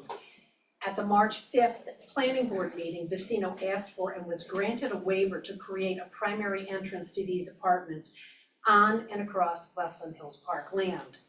And I believe this was an error. I don't believe the Planning Board has the authority to grant private access across this land.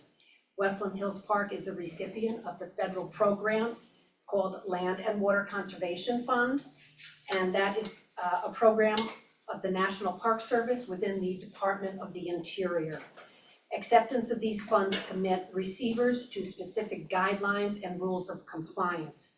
Tonight, the Vecino Group is requesting 5 waivers to accomplish reorienting the building and primary entrance directing across parkland. You know he's asking you to work around the USDO codes for his benefit when USDO, their first benefit should be the Albany residents, not a business. This breach of LWCF lands was prompted a contact to Congressman Tonko's office. His district director, Colleen Adams, contacted me to inform us the Department of Interior was contacted for clarification, and she will be in touch. And she just emailed me late this afternoon, and I will share that with you. If I run out of time, please let me share it. She's hopefully live streaming tonight.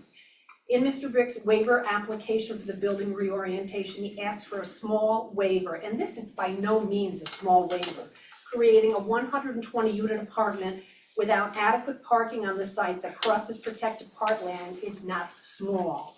This plan only entices apartment residents to park on Anthony Street. Anthony Street is not owned by the city, it is parkland. And when the city accepted that money, it took on the conditions of compliance for LWCF. So Mr. Brick is incorrect with saying it belongs to the city.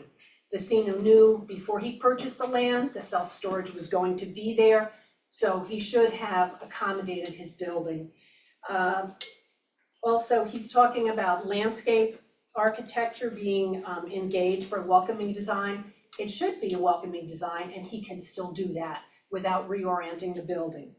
Lastly, as Congressman Tonko's office inferred, it would be appropriate to wait until the land till the Department of Interior weighs in on this, so that we as a city can comply with federal law. I know I've exceeded those 3 minutes, but I would like to read you a short portion of Colleen Williams' response this afternoon. Can you send to the department the I might, communication? it's my personal email though. Well, then that is your prerogative if you wanna Okay. share it or not. Well, I'll share it, I can share it now verbally, or I can share it at the next We're meeting. trying to make sure that we hold decorum for the meeting, Okay, 3 minutes. okay. If you wanted to read that, you could have had the opportunity to read it up front. In addition to your comments, I'm asking that you share it because obviously you're making it as a part of your thing. Okay, I will share, and what she says is the National Park Service has maps. What I said is that we're using 3 minutes for comments. Okay, Your 3 minutes have expired. okay, Thank you very much. thank you.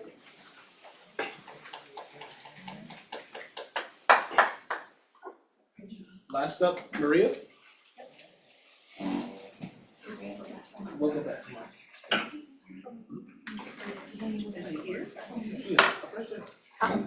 No, they asked if Mr. O'Brien Want was me to here. move? Oh. Hi, Hi, I'm Maria Markovics, and I'm here representing Housing for All. Housing for All is a network of neighborhood and housing activists who support policies and programs that promote affordable housing throughout Albany County. And as we've mentioned before, Housing for All strongly supports this development. From what we've observed, the Vecino group has had numerous meetings with the neighbors and that they've implemented quite a few of the recommendations. I mean, we really need affordable housing, but they went from 187 units to 120 units, and I think that's a very major concession. And the location is really good for these units, for many people who probably won't have cars. I mean, it's near supermarkets, pharmacies, bus lines, a park, and many other retail establishments. So it's a very, very good location. And, you know, the other thing is, you know, not only do we need this housing, this affordable housing, but I keep reminding myself that you know, it's going to be a great visual improvement because it's replacing a great big ugly parking lot. So we look forward to having this housing. People, you know, it's needed. It's a good location. We think the developers have been responsive, so we really encourage the planning board to go ahead and approve it. Thank you. I got a minute left. Do you want to know a little bit about my? Thank you. You're welcome. Yeah. Mr. O'Brien? For your brevity. Thanks for letting me in. Sorry to be late. I submitted a written comment. I don't know whether you've looked at it yet. I'm not gonna repeat that. What I did want to do is just emphasize that the Land Water Conservation Act specifically contains strong provisions to protect the federal investments and the quality of assisted resources. The law is firm but flexible. The law discourages casual discards of park and recreation facilities. Now, the situation with this is, and this is very recent change, Maria Markovich had said, you know, that they've been planning this for quite a while and they've had discussions with this. No, this reorientation of the building is a new change. And it's directed exactly at parkland, not a street. What's called Anthony Street was dedicated parkland. I believe that the ordinance which dedicated it went in front of your committee a couple of years ago, as well as the Land Water Conservation Fund contains restrictions. The way this is configured, this will reorientate the building directly to the parking lot, not Anthony Street. Anthony Street is the park dedicated parking lot, and it is well used. It's used by the Little League when they have their games and seasons. It's used for all sorts of other park purposes. I do not begrudge Maria, and she's done great work over many years, dedicated to public housing, and I commend you and her for that. We're not opposed to this housing project. What we are opposed to is unnecessary consumption of that parking lot. Their original plan never called for that. None of their discussions with us ever called for that. That is something new, and I believe it is a significant enough change to the use of that park. We welcome the people in that apartment house to use the park, but I don't believe that it's consistent with the funding for that park, nor with the category as a park, to directly face the building within feet onto that parking lot. That's going to deprive it for use of all the other patrons of that park. If they were to park in their own parking lot and walk into the park, they're welcome. But I just see this as an over intrusion. If it were just looking at the park, that may not be bad, but to have a direct connection a direct paved path opening in the fence, main entrance, reconfigured to face that parking lot. I believe that the prudent thing is to wait for an opinion from the Land and Water Conservation Fund before you have to reverse yourself, or before it has to be reversed. And I do note that when you did approve 60 Coffin Avenue, you made the same mistake originally, and then you did reverse yourself. That 60 Coffin Avenue was gonna be directly connected to the park entrance, and you reversed that. So Thank you very much. I hope you make the right call on this, thank you.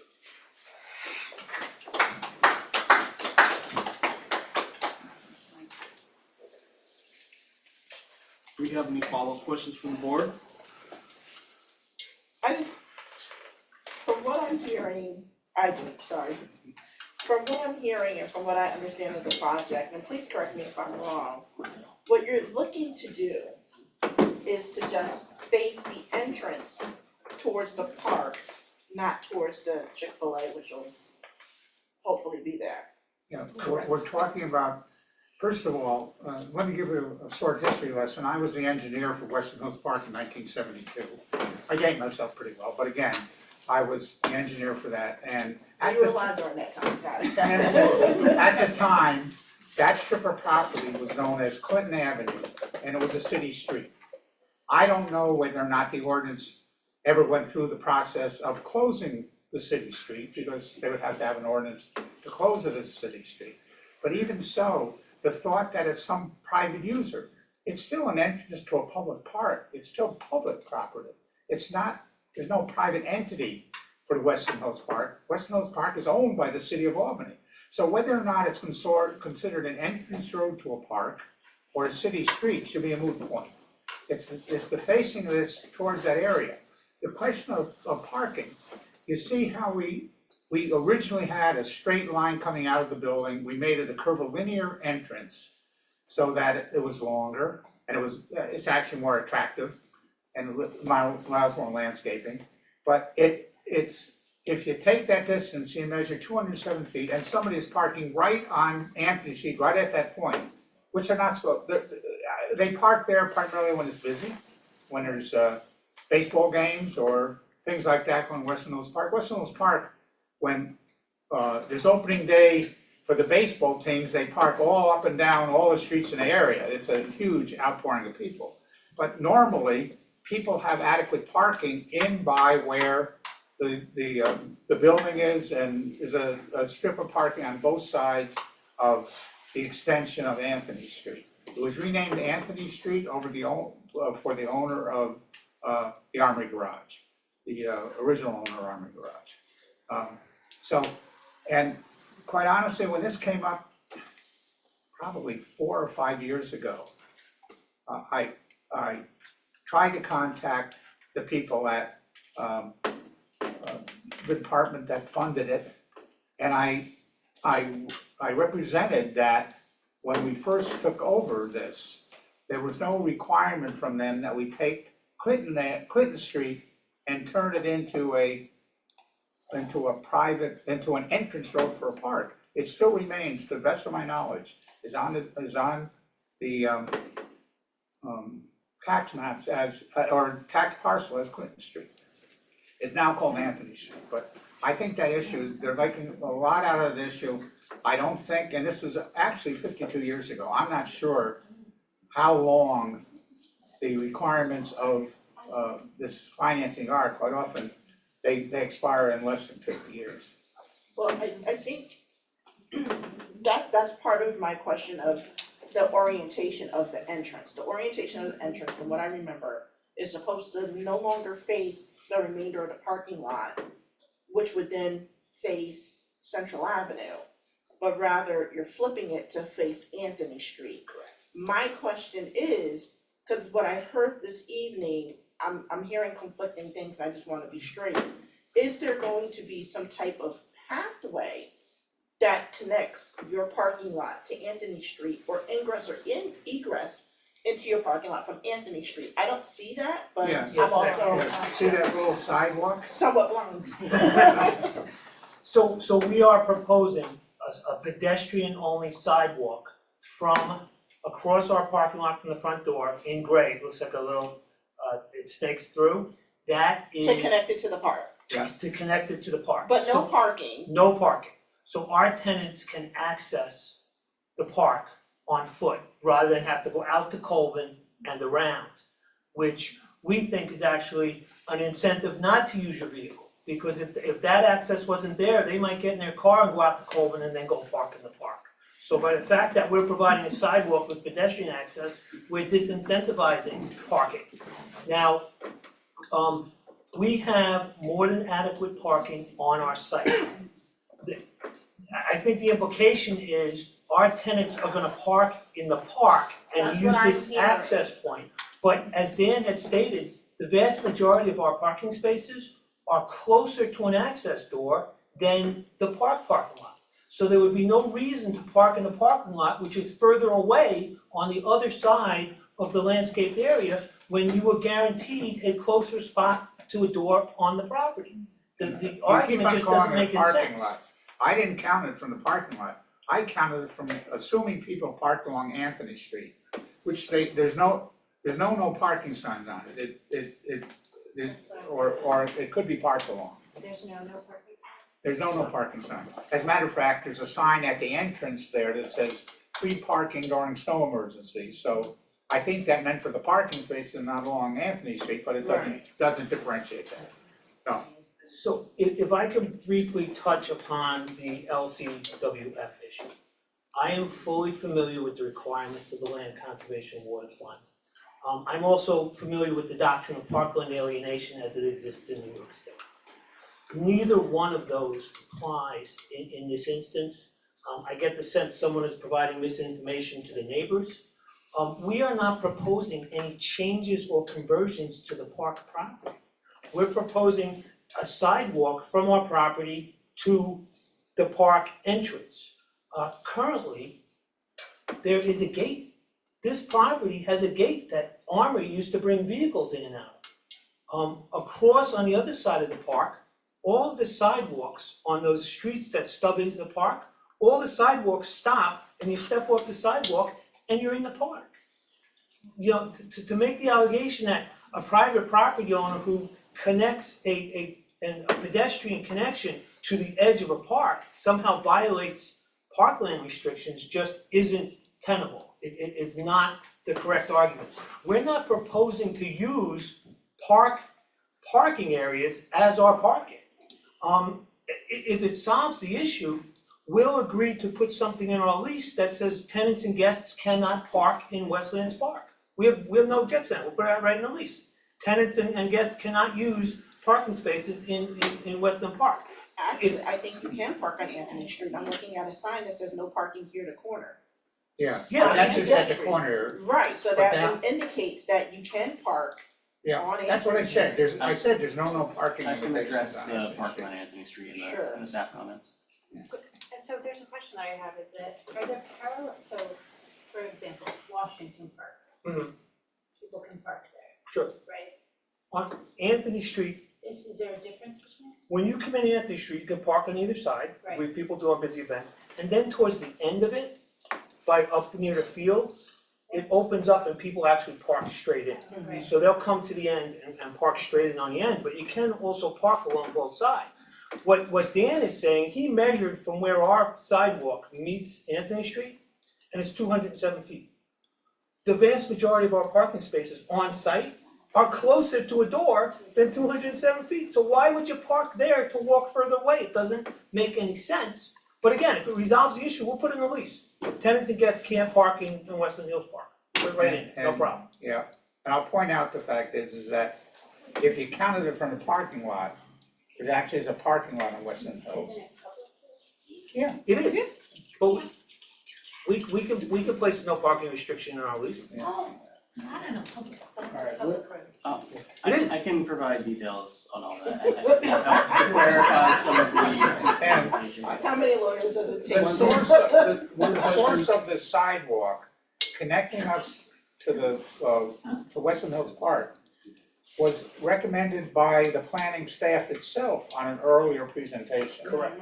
And the sidewalk along our side of Anthony Street was recommended by the traffic people. Because otherwise, people might walk in the street, they want, the Anthony street known as a public park right away, they might walk in that rather than on the sidewalk. So we put the sidewalk in. All these changes were made in coordination, working with the planning department, the traffic engineering people, to make this project safer and better for everybody. So I know when people don't want something, they throw everything at you but the kitchen sink. I think this issue with the sidewalk. We're editorializing now, we wanna stick to the facts. I have a question that Charlotte, you can go, and we wanna get to our staff. On your proposed project, what is the manner, are there restrictions to parking in your lot? Is there a gate, is there a fob to get in, is there a way, or is that pretty much open? There's a fence along the back of that sidewalk. Let me rephrase, I wasn't clear. If I come in off of Colvin Avenue and I want to park in the, how can I get, do I have to use a fob to open the gate, is it just open? I would be able No, to get it's an open gate, we don't plan to gate it. So what I think we might also wanna consider is that when there's something happening at the park, that they're gonna be parking there. As opposed to people parking there. That's You're right. exactly what I was thinking. You're right. Well, again, and I point out that the number of parking spaces provide is, they're never gonna be filled by tenants. The majority of our tenants will not have a car. They qualify for affordable housing based upon an income level, either that or they're vets primarily with disabilities who also have a financial requirement. So I doubt very much that a significant number will have parking. We picked this number because it was high enough to be certain that we'd never run short of parking. But we do not think that we'll ever come close to filling our parking lot. Shawnee? I think that was my main question too, is that if I were to come and park, because my son plays baseball, can I park in your lot? No, right? There's nothing restricting it at this point, it's not a public lot, it's private property. Right. But we didn't, But how do you differentiate? theoretically, we could place signs, tenant parking only. People park there now. We weren't planning on that, but if the need arises, we would, have the ability to say private parking. Yeah, I think if it became a problem, they'd address it now, but again, they think it's visible enough that that's parking associated with the development there and not with the park. Well, and that goes, like, do people park there now? Because, while you guys are in this process, there's still open space and there's still baseball games and all the other stuff. Yeah. So do you already notice that people are parking there now when the park parking lot, cause it's not that big, No. is overflowed or filled? Yeah. No, because of the fence and the overgrown foliage, it'd be tough to park on our site and And you'd have to go all the way out to Colvin and come around, you really Got couldn't it. get through it without a machete. Okay. Avi? No. Take it away. Do it. Alright, so I will do my best to kind of answer, clarify some of the comments and questions that came up. And then go through some of the additional information we have on the waivers and the development plan review. So based on the USDO, there are various incentives and allowances for parking. And there's 120 dwelling units, which would create the base need for 120 parking spaces. Taking into account all the different factors and allowances, the applicant could actually reduce the number of parking spaces to 56 spaces. Right now, they're proposing 30 more than what's allowed by the code. Again, they could have 56 parking spaces.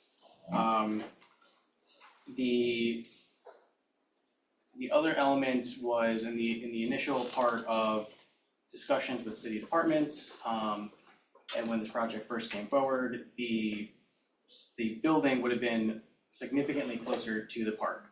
There were a lot of comments from neighbors, from elected officials to have the building moved away from the park. There was also sentiment from city departments, including the Albany Police Department, Fire, Traffic, DGS, as well as the Planning Department to have access from the project to the park. The street formerly known as Anthony Street was abandoned and it was dedicated as parkland to the city of Albany, or as parkland. It is owned by the city of Albany. The ownership is under the city of Albany. City of Albany is the one who does a lot of the maintenance of the park, and would have the ability to put in sidewalks or to request sidewalks that would not be in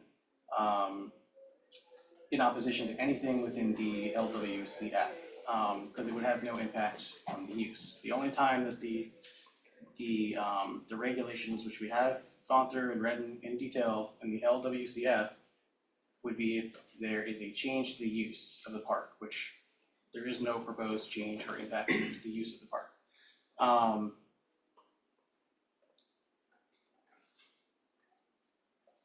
to make sure I get everything here. What we had taken a look at as well, I think the measurement that planning staff had come up with was apparently pretty close. We had 205 feet away from the entrance. Sounds like Dan got 207. Yeah. It didn't change the calculations though. It was about I think it was 73 or 74 of the vehicles within the lot are closer to the entrance of the building than they would be if they were to park along the public right of way formerly known as Anthony Street. I'll just say we refer to it as Anthony Street. That's how it's shown on the maps. Yes, it was dedicated as parkland with the city of Albany, but the maps are correct in that it has not been consolidated as all one parcel.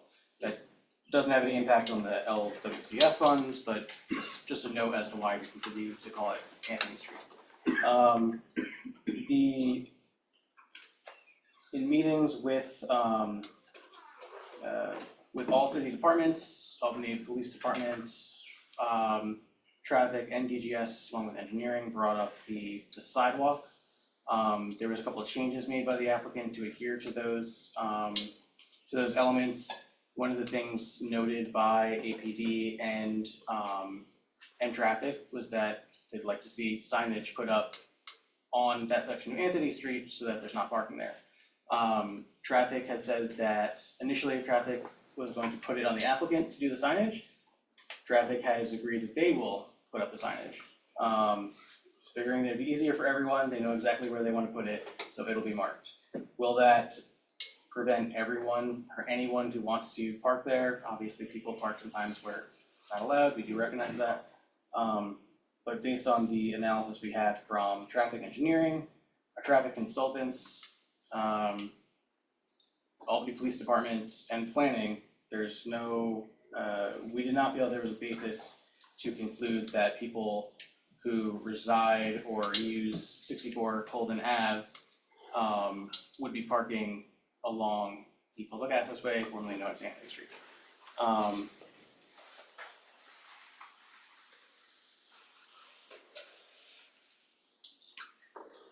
As far as, well, I guess I'll just stop. Is there any questions on like the parking within Anthony Street? I'd be happy to answer that part before I go into the waiver.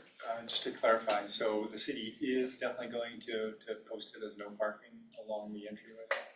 Yeah, that was what was stated by the by traffic engineering. As to where exactly the signs will be is not determined just yet. That still needs to be worked out. But I think that'll be finalized, along with any final site plan. As for the waivers, so there's just one waiver being requested for the planning board tonight. That's for the orientation of the building. There are standards and criteria that are used to establish whether a waiver should be granted or not. They're outlined within the USDO. So what we have here is just an outline of how we as staff believe they meet the criteria in the USDO for the granting of a waiver. So it's noted that the request for the waiver from this provision would not typically be necessary as it's a corner lot. but based on the city's initial interpretation, that Anthony Street's not a street, although still public right of way, it's defined that it needs the waiver. That being said, it's still the intent of having a building orient towards a street or a public right of way is still achieved in the sense, as they have a single story general retail building that's been proposed that does front Colvin. And the larger building itself fronts an area that is a public right of way. It also creates a more pedestrian friendly street environment, which is one of the main goals of having, if you look at the section within the USDO where the provisions for orientation of the building are located, you'll see that there's a lot of references to making it a more pedestrian friendly environment. It's also just noted for reference that there's a property across the street at 91 Colvin. People probably know the Asian food market. It's an example of a building that doesn't actually have their primary entrance or orientation of the building facing the street. It's actually facing the side. And then there's a lot of buildings to the southeast of 64 Colvin that, although they have a front door to the building, they're primarily entered through the rear of the site. I believe it's 30 and 40 Colvin as well. Next, we will look at the benefit sought and the alternatives as one of the criteria. The applicant is looking to face the primary entry away from the self-storage facility. They're also looking to move the building back away from the park. This would achieve both of those things. By moving the building up and having the parking behind the structure, they also allow for complete access around the building, which is something that was requested by the city's fire department. Because it's such a large site, there is a large amount of green and recreational space that is required. Part of the way that the applicant meets a lot of these provisions was by moving the building up so that they could kind of free up space at the back of the building and at the front, but the back of the building to provide a lot of that recreational and green space. The previous designs really had, the building would have been significantly more noticeable from the park. It also would have resulted in a lot of grade changes being needed to the back slope of where the some of that green space is. The landscaping is provided. Additionally, there's a need for elevators within the building to comply with code. That part of the city and international building code requires stairs and corridors and where the elevators have to be placed. In order to make the building viable, and in order to make it meet code, they really have to locate the elevators at the center of the building, which does impact where and how the building can be configured. So by doing that, they either have to place the entry kind of flipping it so that it's facing the self-storage facility or facing the way it is now. They really wouldn't be able to put the primary entrance with the elevators at the very front of the building that kind of shows towards Colvin right now.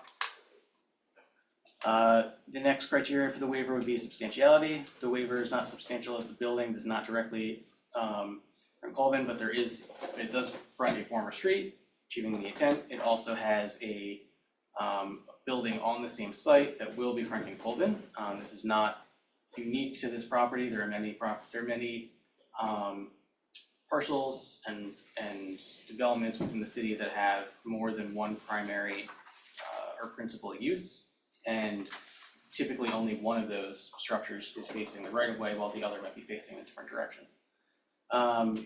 The waiver would not negatively impact the access for residents or emergency services to the site. This was confirmed by various city departments. You can go to the next slide. The impact on the physical and environmental conditions is to be considered. So in this proposal and by granting of the waiver, it would allow for a greater separation from the existing public park and the retention of more trees and vegetation on the site. It was confirmed that the waiver would have no impact on the stormwater or the public infrastructure. and this was what came up before and that I stated at the beginning, but there's an abundant number of parking spaces that are located on the site in closer proximity to the main entrance than it would be for anyone who were to park on Anthony Street. And then self-created difficulty, we would say here that the difficulty is self-created. However, they're recognizing there's unique configuration of the parcel, as well as the adjacent properties and uses next to it. And then also just noting that this finding is relevant to what the board considers, but it doesn't preclude the granting of a waiver. So that's for the waiver. I guess I can just pause there if there's any questions on that.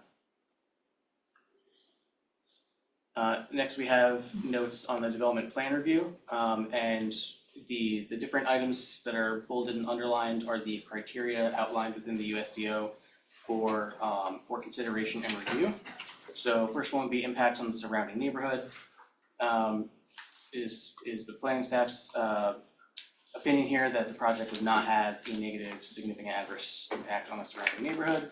The project is compliant with the USDO standards for the MUNC. They've reduced the number of units, the parking, etc. is within code compliance, and it would create valuable housing units and commercial retail for the neighborhood. The public health and safety is the next component for review. There is between the existing and the proposed infrastructure for this project, specifically at 64 Colvin, it's sufficient to accommodate the project as proposed. It's actually built in some ways as in reference to the water and sewer. It actually exceeds the general code, it exceeds the USDO code, and the applicant has actually worked quite diligently with the water department to come into further compliance as much as possible. The uses proposed are residential and retail, so in terms of large or significantly hazardous impacts, there are really none associated with them. The city's emergency response units, police, fire, EMS, have all confirmed that they're able to deliver services to the site without hampering services delivered elsewhere within the city. The development also has the potential to reduce flooding along Colvin Avenue. This was confirmed by the water department as well, because they would be significantly, well, really anything that were to happen to the site would reduce the impervious lot coverage, but what's proposed here reduces it quite significantly, as well as updating a lot of the infrastructure that's there. And then providing quality housing options is well researched and known to be a significant determinant of public health. The last two items here for consideration for a development plan review, the comprehensive plan. So within the comprehensive plan, we take a look to see if it's consistent, and our analysis showed that it is, and specifically as it relates to the relevant components of the comprehensive plan systems. That's a section within the comprehensive plan itself. The development is consistent with the community forum strategies, again, another component of the comprehensive plan, and it aligns with the land use framework map, again, a component of the comprehensive plan. It is also consistent with the transportation connections and reuse of underutilized parcels, which is mentioned in various sections of the comprehensive plan, as well as other studies and plans that the city has formally adopted. Projects also located close to jobs and supported by the local economic development agencies. Development provide affordable housing choices that accommodate the needs of existing and new residents, which is one of the, which again is another element that's outlined in the housing and neighborhoods chapter of the comprehensive plan. And lastly, just the consistency and determination of whether the proposed project is in compliance with the USDO and the City of Albany Code in general. Our review and the review from all city departments that are required to review a development plan review has have signed off and said that the project as proposed is compliant. And multiple revisions have been made by the applicant to comply with those requirements, and that the city departments have made requests to ensure that the development is safe and compliant. It did also just would note that the city, we did receive communication from CDTAs, I believe the applicant had noted, stating that the applicant's been in conversation with them about any potential upgrades that might be needed to to some of the service stops there. CETA has not identified the need for any upgrades there. They've also not stated, and are in recognition that the location of the site is very well suited, from a public transportation, standpoint. The traffic review comments that we had just received yesterday, they did not believe that there was a need for any additional pedestrian amenities such as a sidewalk in addition to what the applicants provide and what we see here tonight. So they believe that that is compliant with everything. They've just noted some minor elements that should be shown on the final site plan, such as, you know, any markings along the street should be epoxy and things like that. Double check. And then, as also was noted by the applicant, there was a will serve letter from the city's Department of Water and Water Supply, and that just noted a couple elements that would need to be finalized. There's some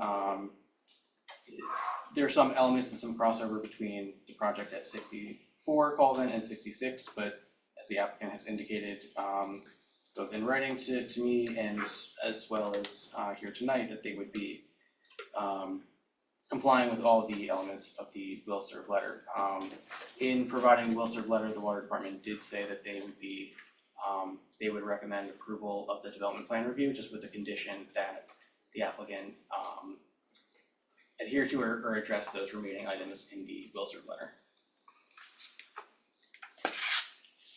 And then, yeah, I think there's the last one. So to sum it up, just what we would be recommending would be the approval of the requested waiver, specifically the building orientation, and then the approval of the development plan review, DPR 0196. We would recommend two conditions on that.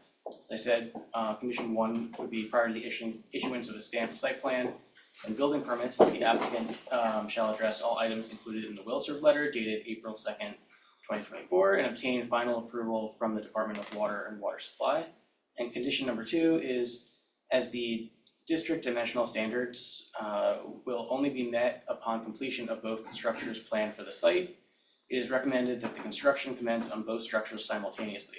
Should a phased approach to construction be necessary, a certificate of occupancy for the multi-unit dwelling will only be issued once construction activities have begun on the general retail structure that will occupy the applicable street frontage.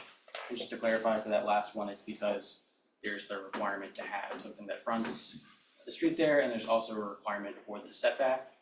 By having that retail building placed where it is, they meet the front setback requirements. If they weren't to construct that building, that would cause the issue, and that's why we're recommending the inclusion of the condition number two. And then just one other note that's not on here is that this was a type 1 action under seeker that involved the three projects that the planning board has seen some time or another, 944 Central, 66 Colvin, and 64 Colvin. The planning board had made a negative declaration on August 1st of 2023, so no additional action on seeker would be necessary. That's all I got. That's it? Sure. We have a few more pages here, but I'll spare everyone, so. Board members, do we have any questions for staff or any follow-up based on the new context that we have for tonight's deliberations? I do have a question, just because in my review, I'll be honest, I wasn't aware of, I'm not familiar with I'm gonna forget the acronym, but Land Water Conservation, FWLC, Yeah. something to that effect. So can you you were already aware of this and you are satisfied that the proposal does not violate any federal regulations pertaining to how that land is used? Yes, that is correct, and that was our corporation council was made aware of that as well, and there have been no identified issues with what has been proposed by the applicant and or the city.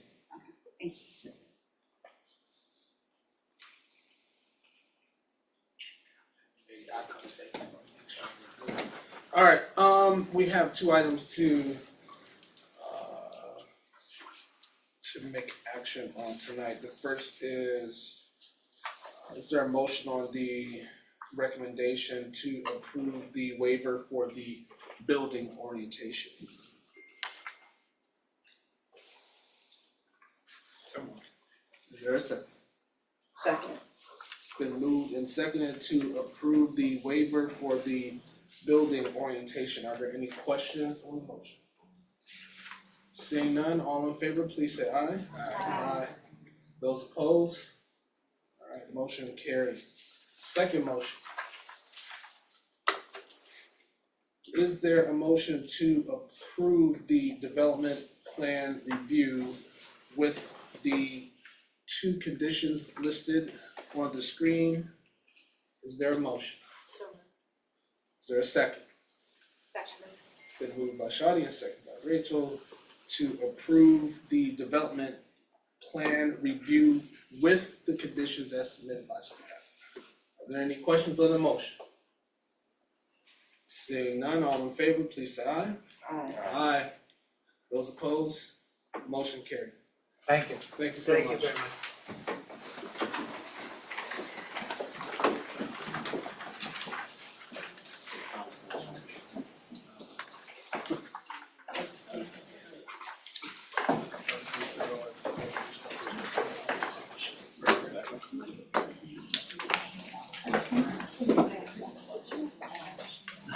Yes, on the first floor.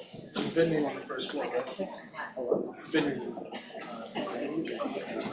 First floor. Quick break, recess, move for recess, if there are no objections, recess No for objections. 3 minutes. No objections. No, I need some too, I'm going down All day, so I didn't have dinner before I came. I didn't have dinner either, because I was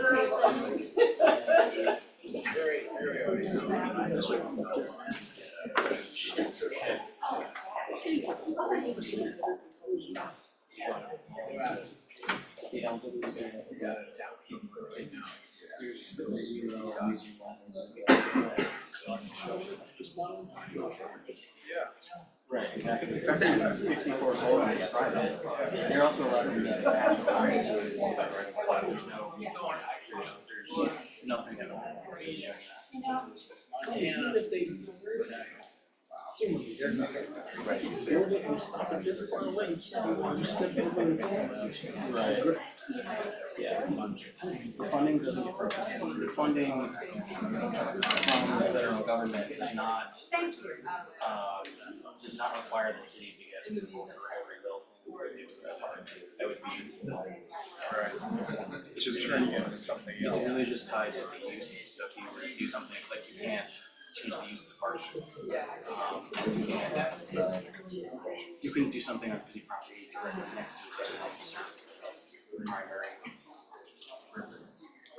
Is there, I mean, does the restriction last for a certain amount of time, or is it does the restriction last a certain amount of time, or is it? That I'm not sure about, I think it's probably unless you're alienated. Yeah.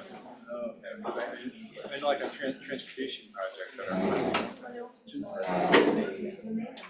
transportation projects that are funded by the federal government, it's like 30 years, well, then it's the duration, 30 or 40 years, that's the duration. I'm not sure, I think for parkland it's It's a bit of a different thing. Yeah. Okay, how long's it been there? year 2 for him, year 1.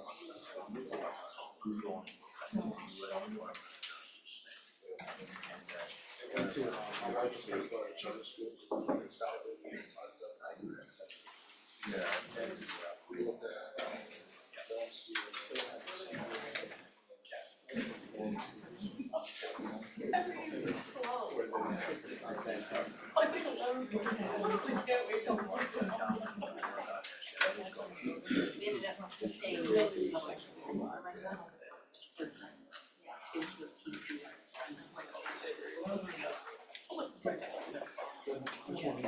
Here's my.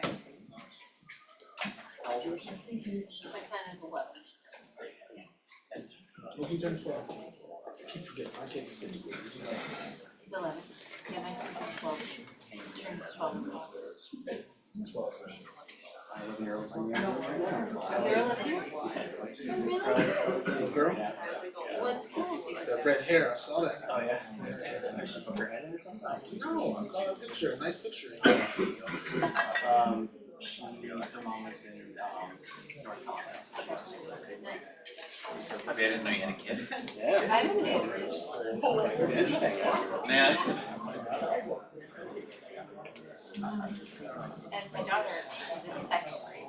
Like, There is no. That's smaller than 15.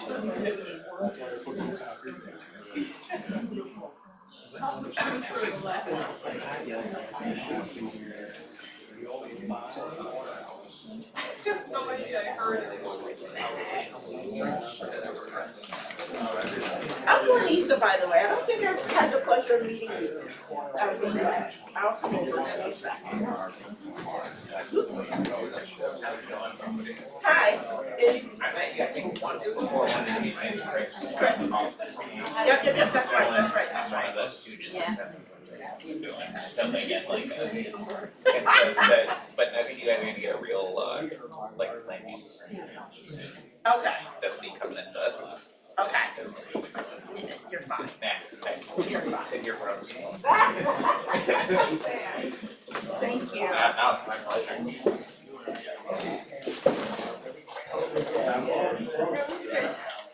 Is this next one gonna be long? Do we have a lot of people asking to talk?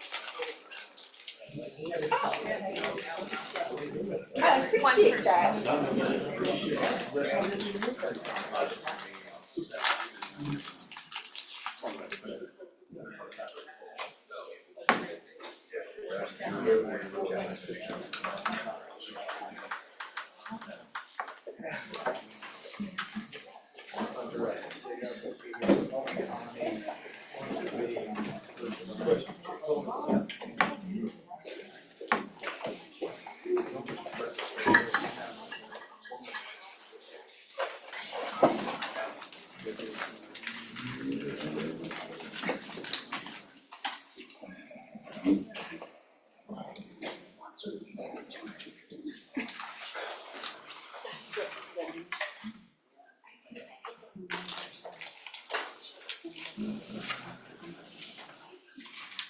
All right, without objection, we will resume the proceedings from recess. Next project is development plan review 0210 for 944 Central Avenue. Construction of a 5,200 square foot restaurant. Highly anticipated Chick-fil-A. I see it on a piece of paper, so I can say it out loud. The floor is yours. We're fairly familiar with all this and look forward to the update. Great, I'll try to keep it brief. I appreciate everybody hearing us tonight. I'm Tim Freitag with Bowler Engineering, here on behalf of the applicant Chick-fil-A Inc. Along with me tonight is Dominique Albano with Whiteman Osterman and Hannah as land use representation. We were before the board in December and gave an overview of the site plan and the project at whole, so I'll keep that update brief. The plan is substantially the same as the board saw in December.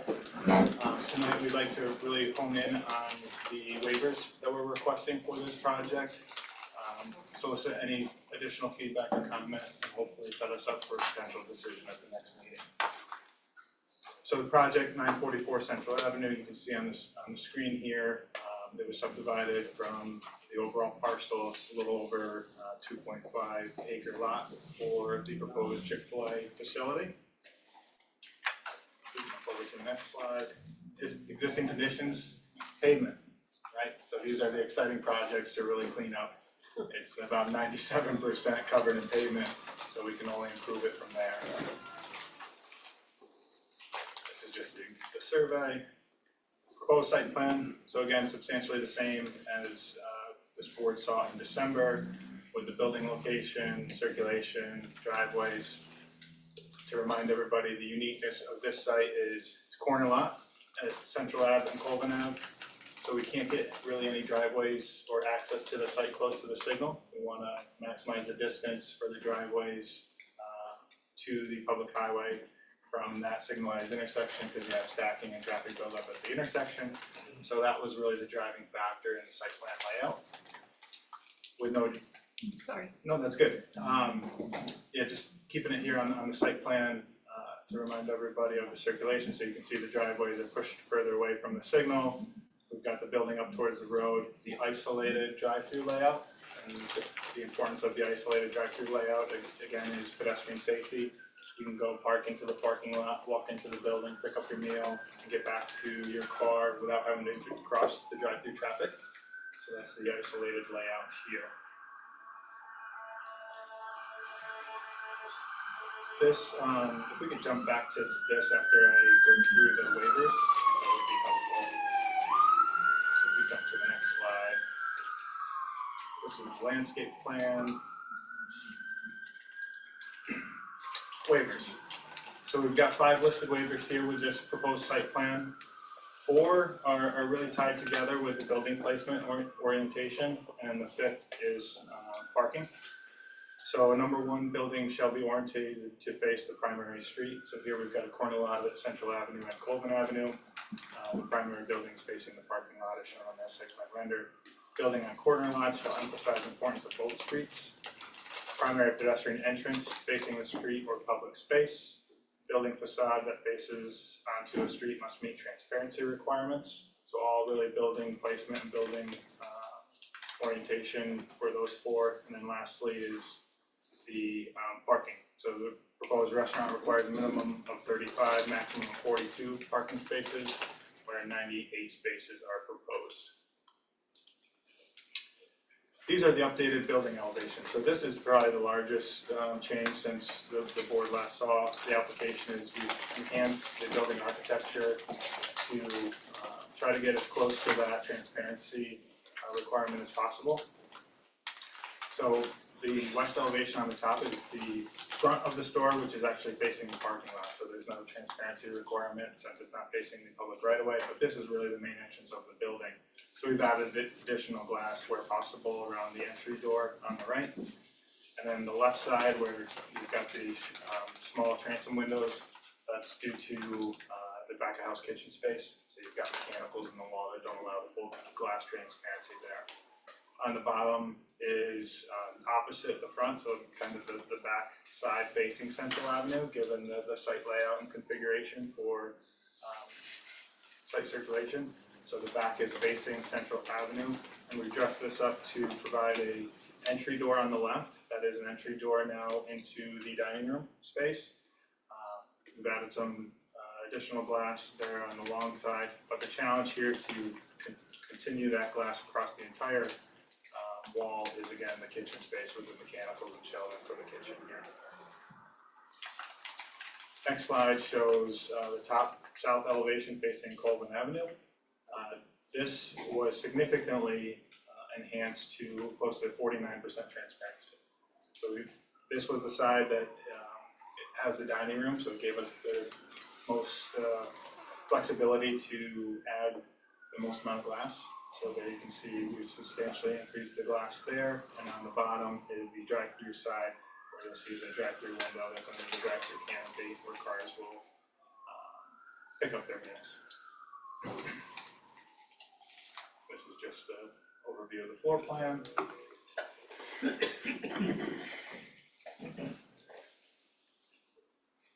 These are a couple of 3D renderings that give a sense of scope scale, 3D view of the proposed site plan. So at the top is looking from the Colvin and Central Ave intersection. These are just superimposed over backdrop, right? It's not the Army garage or the Jeep dealership that's shown in the background, but this just gives you a general broad idea of what the building's proposed to look like and the landscaping that's proposed. And the bottom elevation or 3D view is facing from Central Ave, facing the building where the drive-through pickup area is.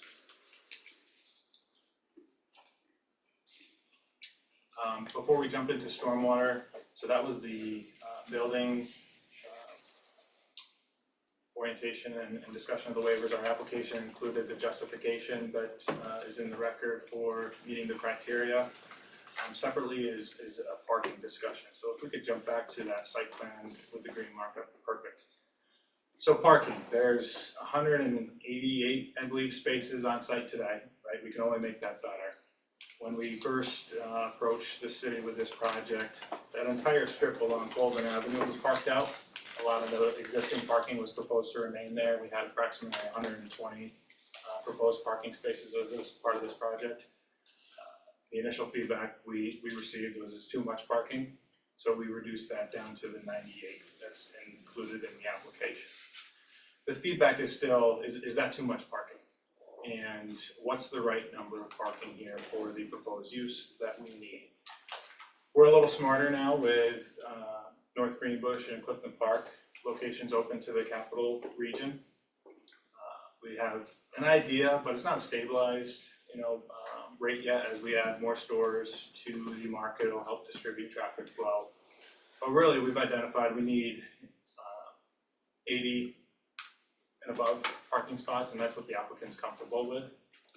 They want as much parking as possible, just to make sure that there's no overflow of parking onto side streets or neighboring properties. And listening to the discussion tonight, we certainly don't want it over in the park. So finding that right number is crucial. So the 98 would be nice to help support the grand opening period and that first flush. There are other things that they can do during grand opening. They can promote team members using public transportation or carpooling during that initial period. That would allow us to remove a few spots. So the areas highlighted in green are some spots that we could further reduce that 98 number if the board felt uncomfortable with the 98 and got us down to around 80 or 82 spots. This is what we would propose to turn over to green space. We're already increasing green space by 23% on the site. Easy to do when it's totally covered today, but this would further promote more green space. And we would set aside this area for banked parking. Should we open and a year from now still see a surcharge where we need the additional parking, we could then deploy this as reserved area for additional parking should we need it. So that's the overview of the project, the waivers, and the parking discussion. So we'll certainly turn it over to the board for any questions or comments.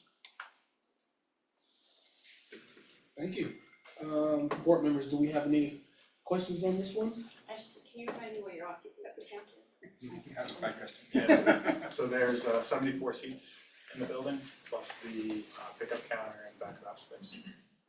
74, and that includes employees and everything? 74 seats 74 in the seats. dining room. And then what about like? Yeah, on average, it'll be about 15 team members.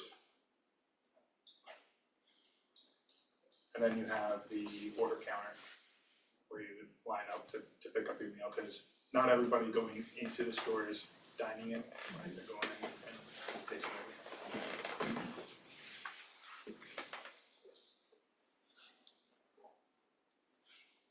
Do you have any data or information from the other stores about, like, how often the store or the restaurant is full to capacity, and also like what the demographics tend to be? Is it people dining alone? Is it families coming in, things of that nature that would give you a sense of, if there were 74 seats filled, are they coming in 74 cars, 36 cars, that sort of thing? It varies so much, there's data out there, but it really depends on the area. And I would envision this area is gonna operate different than Clifton Park and North Greenbush. So the data we have is really, what did Clifton Park need? Clifton Park needed to approach their neighbor and get into an agreement for shared parking. What did North Greenbush need? North Greenbush needed to do the same thing with the Aldi facility for shared parking. Here, we don't have that opportunity for shared parking, so it's a little bit more, and I shared with Avi some data from those other locations. North Greenbush has got 69 parking spots on their site, plus shared parking opportunity with Aldi. Clifton Park is less at 53 parking spots on their site, and they've now got an agreement with the neighboring property for shared parking because they needed the overflow. Latham Farms were in permitting for a facility up in Latham. there's 98 parking spots proposed on that site because they don't have shared parking overflow. And then there's 98 proposed here, and Chick-fil-A has mentioned they'd be comfortable in the 80s, should the board feel that that was sufficient, just knowing that these areas could be reserved and set aside and built in the future if needed.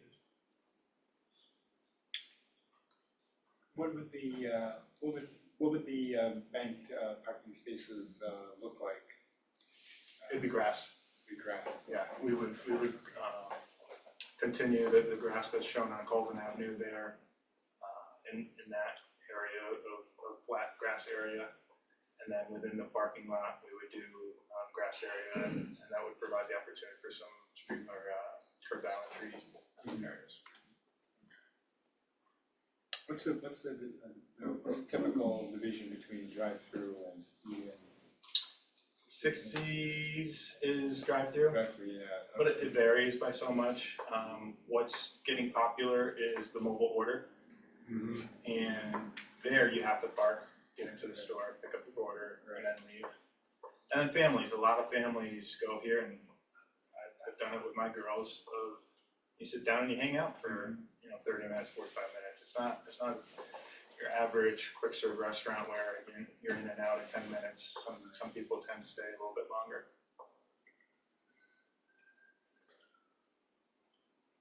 What is your parking lot look like with 42 spots, based on this calculation?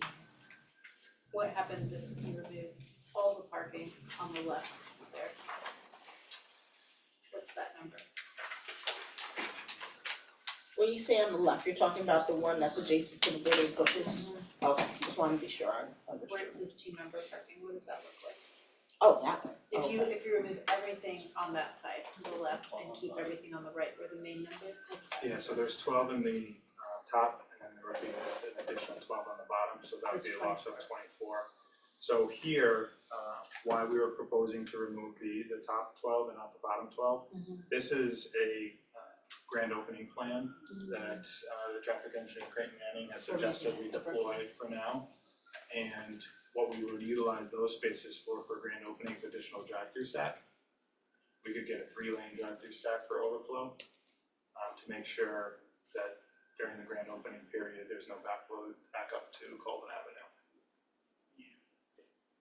And really, that could be deployed at any time. Say there's a special event in the area, and we get a surcharge, team members could go put the cones out to get that additional drive-through queue space if needed.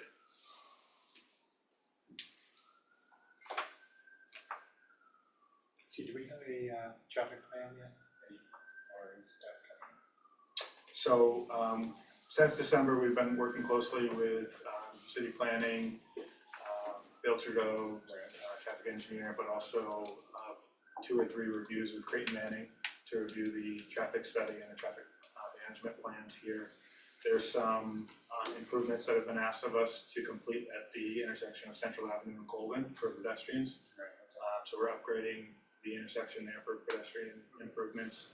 And then site circulation was reviewed by Creighton Manning, and they concur with the building location, building orientation, and the site circulation to really maximize that drive-through stacking capacity based on where this building's placed and the orientation of it. So they supported the waivers that we're applying for. Great, any other questions? I'm temporarily in charge here. Any public comments? We have one person signed up to speak. So, okay. Ooh. Thank you. Thanks.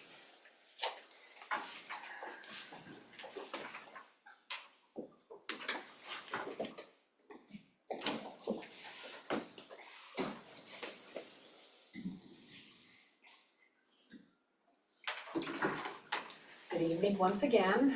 I'm Karen Dan Caniff. I live on Croswell Street. I've been there 55 years.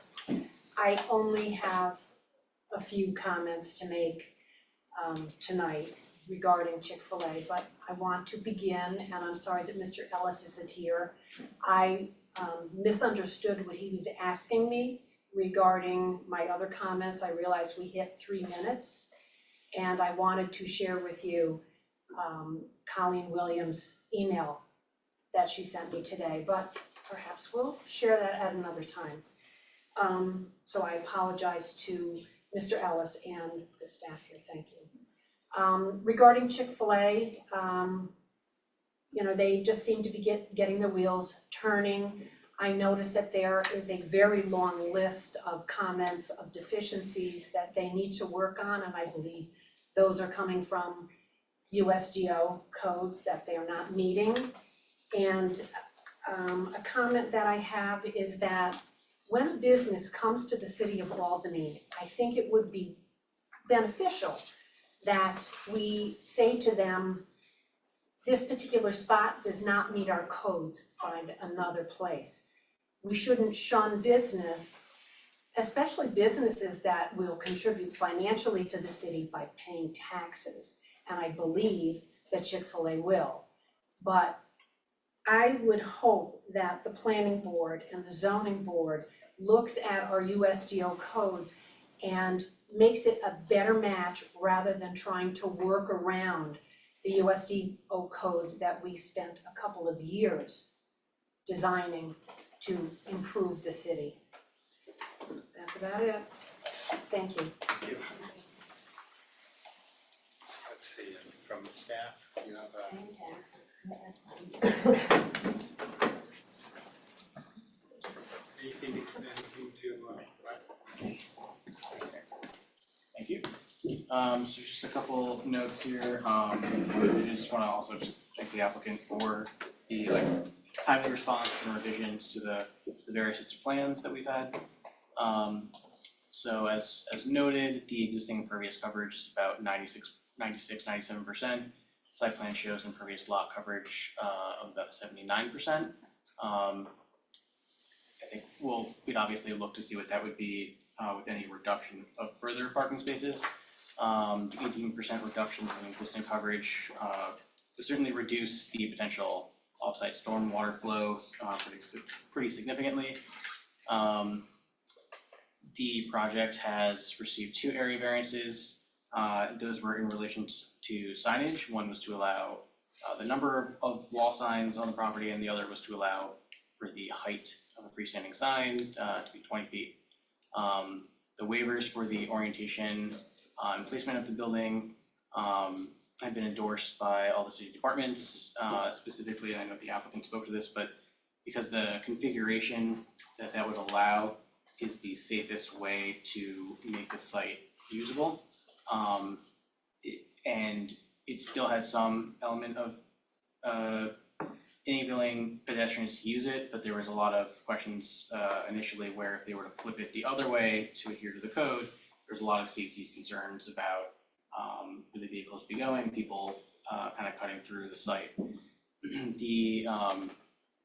So really the last waiver that's not either the transparency or the orientation of the building is related to the parking, and that was what we had discussed mostly tonight. So the recommendation from planning staff on that and other departments was just to kind of continue looking at balancing the potential need for the amount of people that would be parking on site, especially during the beginning weeks and months of opening. We know that Chick-fil-A definitely has a high volume of traffic associated with it, but to not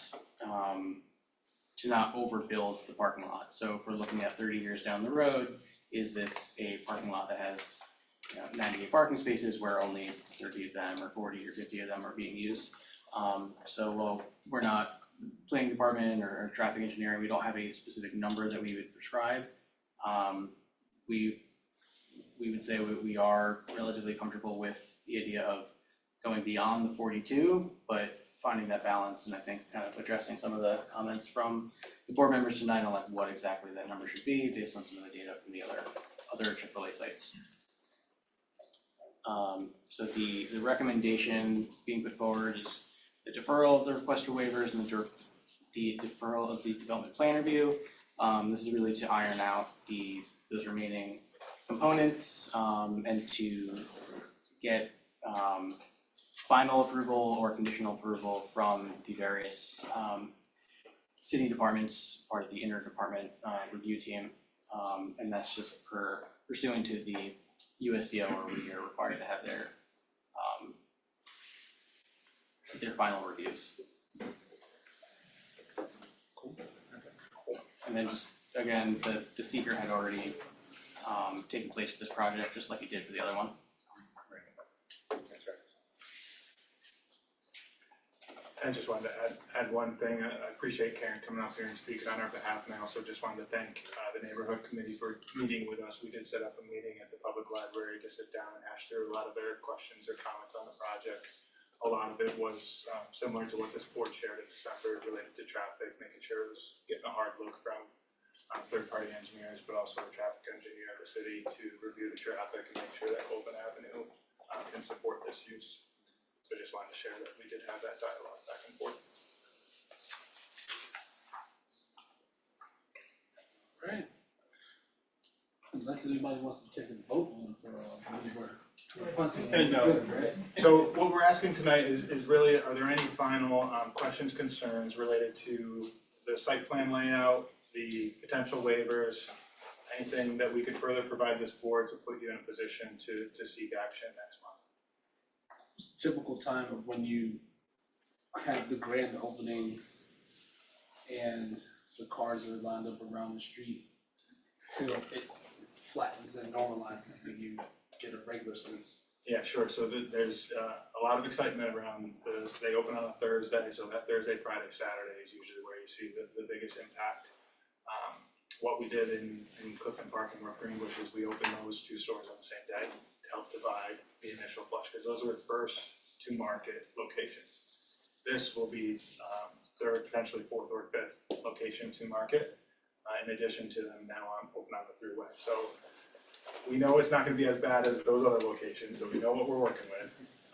But leading up to those openings, we had many meetings at the town halls, local police authority, EMS, fire, to make sure we have a plan in place. Chick-fil-A hired local security detail to help manage the traffic, and they provided in writing that they're committed to do the same here. So leading up to that date, usually 2 months out from opening, once we know when opening is planned, we'll start setting up those meetings to coordinate to make sure that during those first 3 days, week, 2 weeks later, there's no traffic impacts to Albany Avenue. So it dies down after those first 3 days. The first 3 days are that immediate impact. We have a plan in place to close one of our Colvin Ave driveways and route cars further down Colvin Ave into our site. That should handle the potential surge all on our site, so that's the goal. But those first 3 days would probably be the biggest impact. I don't want you guys in the newspaper like Wingstop. Have some trouble across the street. For excitement of opening with traffic? 2 hour wait, people being cursed out. I mean, this is live, this is right now. Oh, okay. Gotcha. Alright. Good, thank you very much. So nothing else we can provide leading into next month. Avi will continue to work with you in your department. You've been super responsive, so appreciate that. We got that latest memo from Grant Manning. We can just make sure that they're comfortable with that grand opening plan. And go from there. Yeah, if there's any additional comments after the meeting or that are submitted by anyone, we'll coordinate with that. Great. Thanks for your time, appreciate it.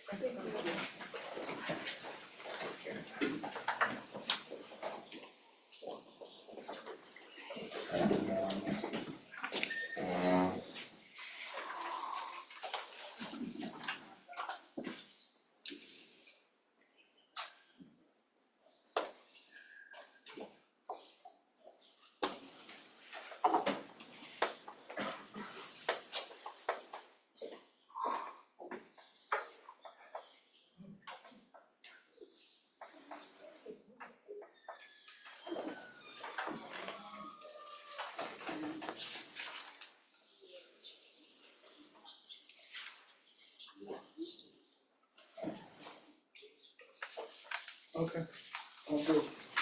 So,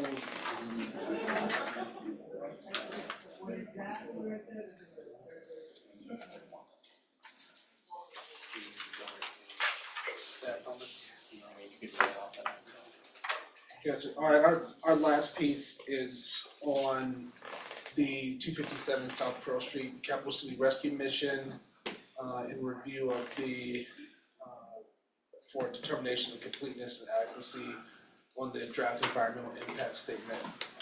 We'll turn this one, you all can certainly sit if you need, but there's not a point, you don't need to present or anything like that, so we're gonna turn it directly over to Avi for staff comments. Thank you.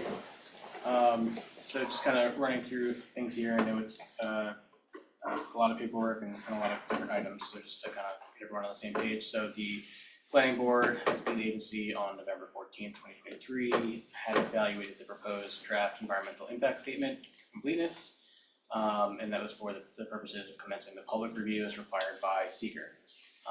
At that time, the planning board had identified deficiencies compared to the draft scope and making the document that was provided to us inadequate and incomplete for commencing the public review that's required under seeker.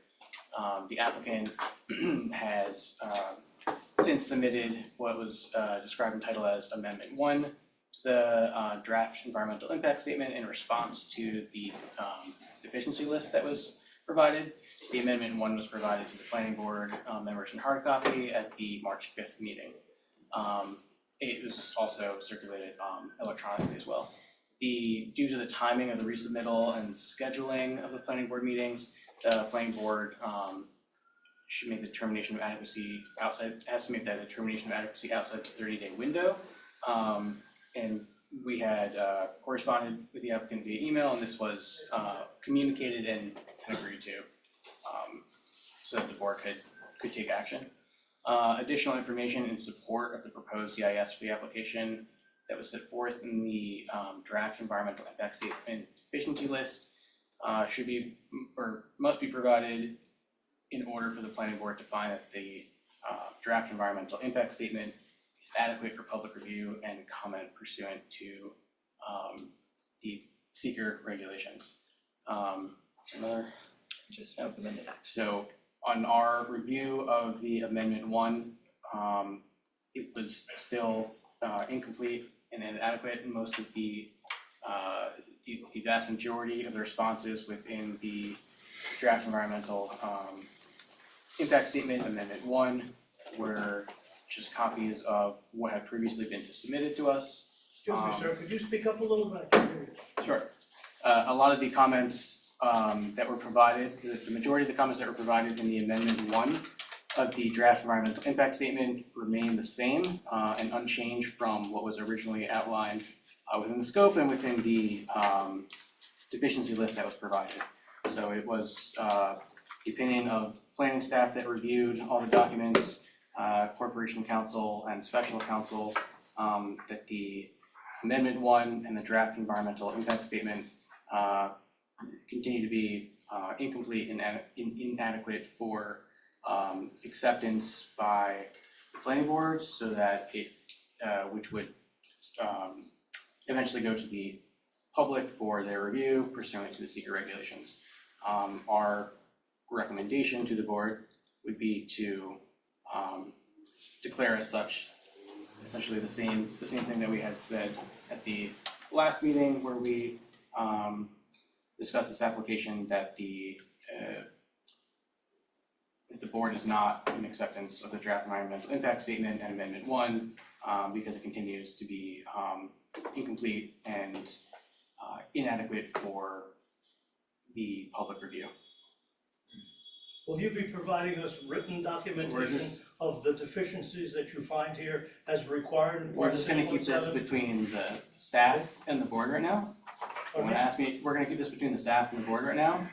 And if you wanna ask me a question afterwards, I'd be happy to answer that. Sure.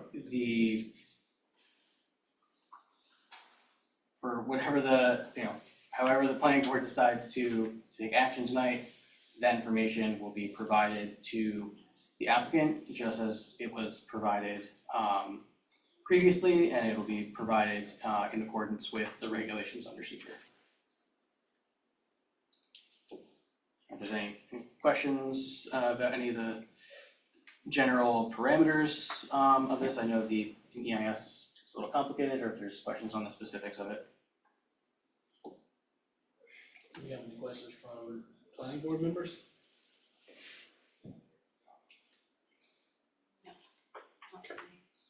So to make sure that we are following all protocols, laws, rules, regulations, and all of those things, I wanna lean on council to see, is there a formal motion that we need to adopt tonight in order to continue down the road on this process to help us get to resolution on documentation that we need as part of the secret requirements? Just the formal resolution language. Thanks.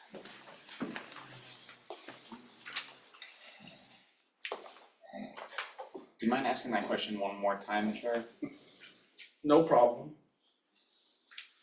Get some editorializing.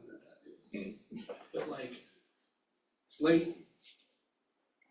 I don't wanna shortchange the applicant who has come and presented themselves tonight, or at least be a part of this proceeding. I wanna make sure that we get it right. And if there's a motion that we need to make a form of declaration or an action on the seeker review, the impact statement, then we can do that. If not, we can allow the process to continue. You can connect with staff to ask questions to help continue to move the process along. But if we need to have a formal thing, I wanna present that to the board now so that we can adjourn. I don't believe there needs to be a formal motion, I don't believe so. So without objection, we will defer. Go ahead. I believe what we were originally informed was that there should be a motion for declaring it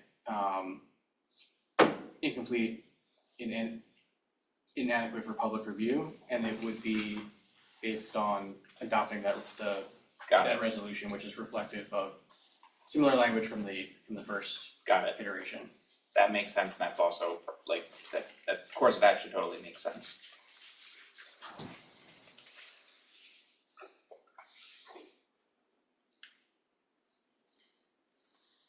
So are you asking us, Abby, to make a motion based on the resolution that council currently has? Correct, yeah, so that resolution was circulated, it's also reflective of the prior resolution that was adopted. We're essentially, probably seems very familiar because essentially we're kind of in the same spot we were previously. No, I get it, I just wanna make sure we were clear on the language of the motion.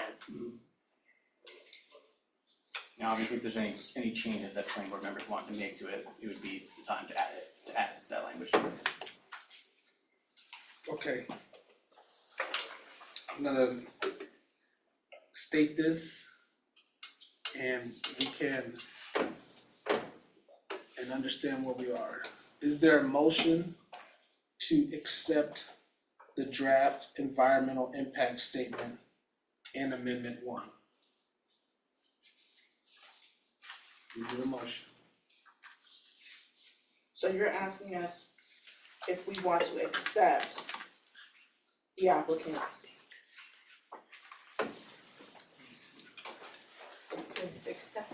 I think, I could be, please correct me if I'm wrong, but I believe, Avi, you're saying motion to say that it was Sufficient. insufficient. That's what planning staff and corporation council had. Yes. A motion, that's the reason. The motion has to be to accept or reject. I'm asking for a motion to accept, you're supposed to give motions in the affirmative. And if we are rejecting, we vote no. You understand? Or? No, I understand. But Rachel, your face doesn't say that you understand. I'm not sure. I think I thought I understood what Avi was saying, but I'm not sure that so are we making a motion to accept it and then decide whether or not it's adequate, or the motion to accept would be saying that it is adequate? Motion to accept is a motion.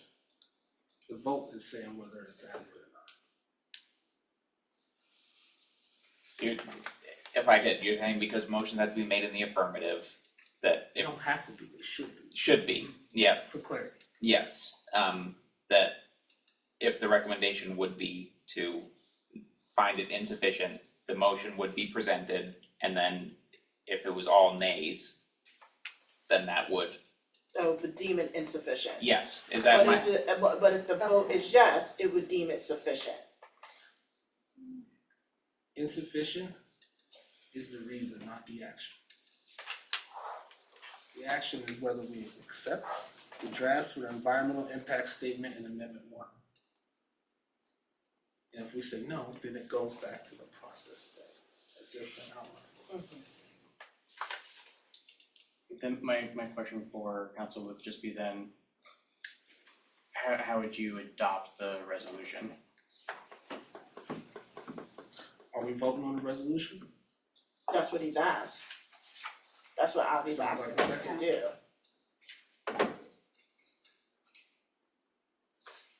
But do we have, we need the text of the resolution, I think that's helpful. Or okay if I should be able to drive, yeah. It's okay if I pass it then.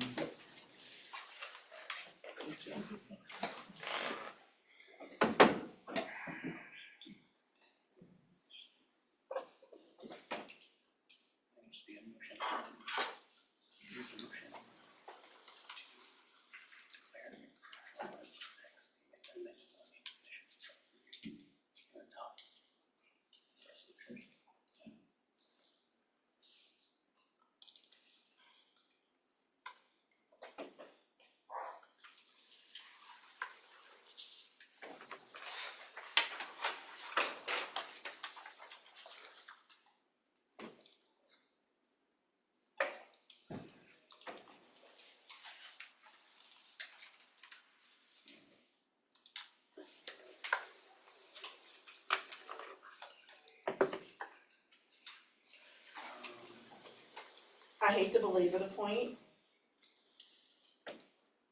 but if we vote on Chris's motion, I didn't move anything.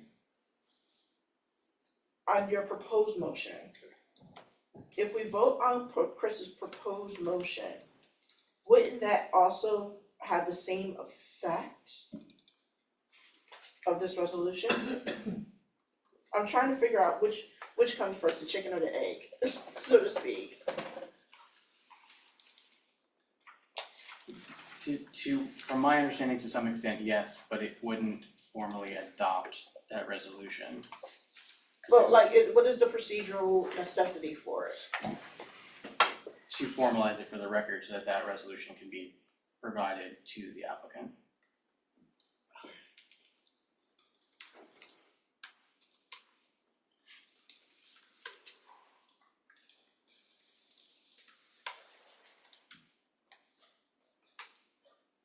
Just taking a quick look at the code again, sorry for my. Yeah, and I'm just thinking about procedurally how this would work, 'cause I do think that Chris's proposed motion should go first to decide whether or not we're going to accept it, and council, you override me, cause this isn't I'm not council for here, but to Chris's motion would need to go first to figure out whether or not we as a planning board will accept the seeker reports as written and as submitted to staff. And if we say that we're not going to accept it, then the resolution, text of the resolution should be voted on. Does that Makes sense to me. Yeah.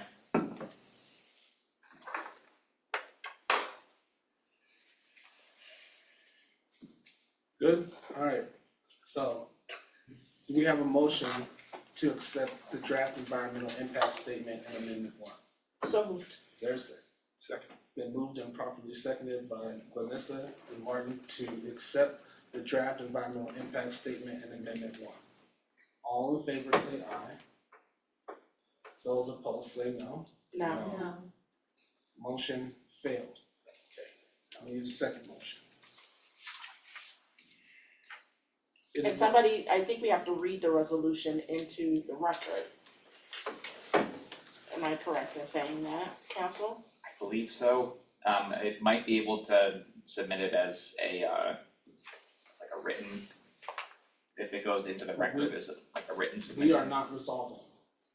Right. It is the council, correct? We need to recommend, we need to move to recommend that That the resolution, resolution be delivered to the council for disposition. fair. Is there a motion to share the proposed resolution with the council for disposition? Is there a second? Second. It has been moved by Shadi and seconded by Melissa to share the proposed resolution with the common council for disposition. Is there any unreadness or questions on the motion? Seeing none, Hey, I have a question, Go and it's ahead. all about language. Are we sharing it or are we recommending that they we are recommending, adopt? we are recommending its adoption. Then I wanna put a friendly amendment to move it from Please state your sharing amendment. to recommending that the common council adopt the proposed resolution. Are you okay with that amendment? Yes. Okay. The motion is to share the language with the recommendation for adoption to council and the common council. We have a maker of the motion and a second. Questions are, we will close debate. All in favor say aye. Those opposed? So we shall share. When can I ask a question? When we adjourn the meeting, sir. Okay. Is there any other business for tonight? Seeing none, meeting is adjourned. Thank you. Now, can I ask a question?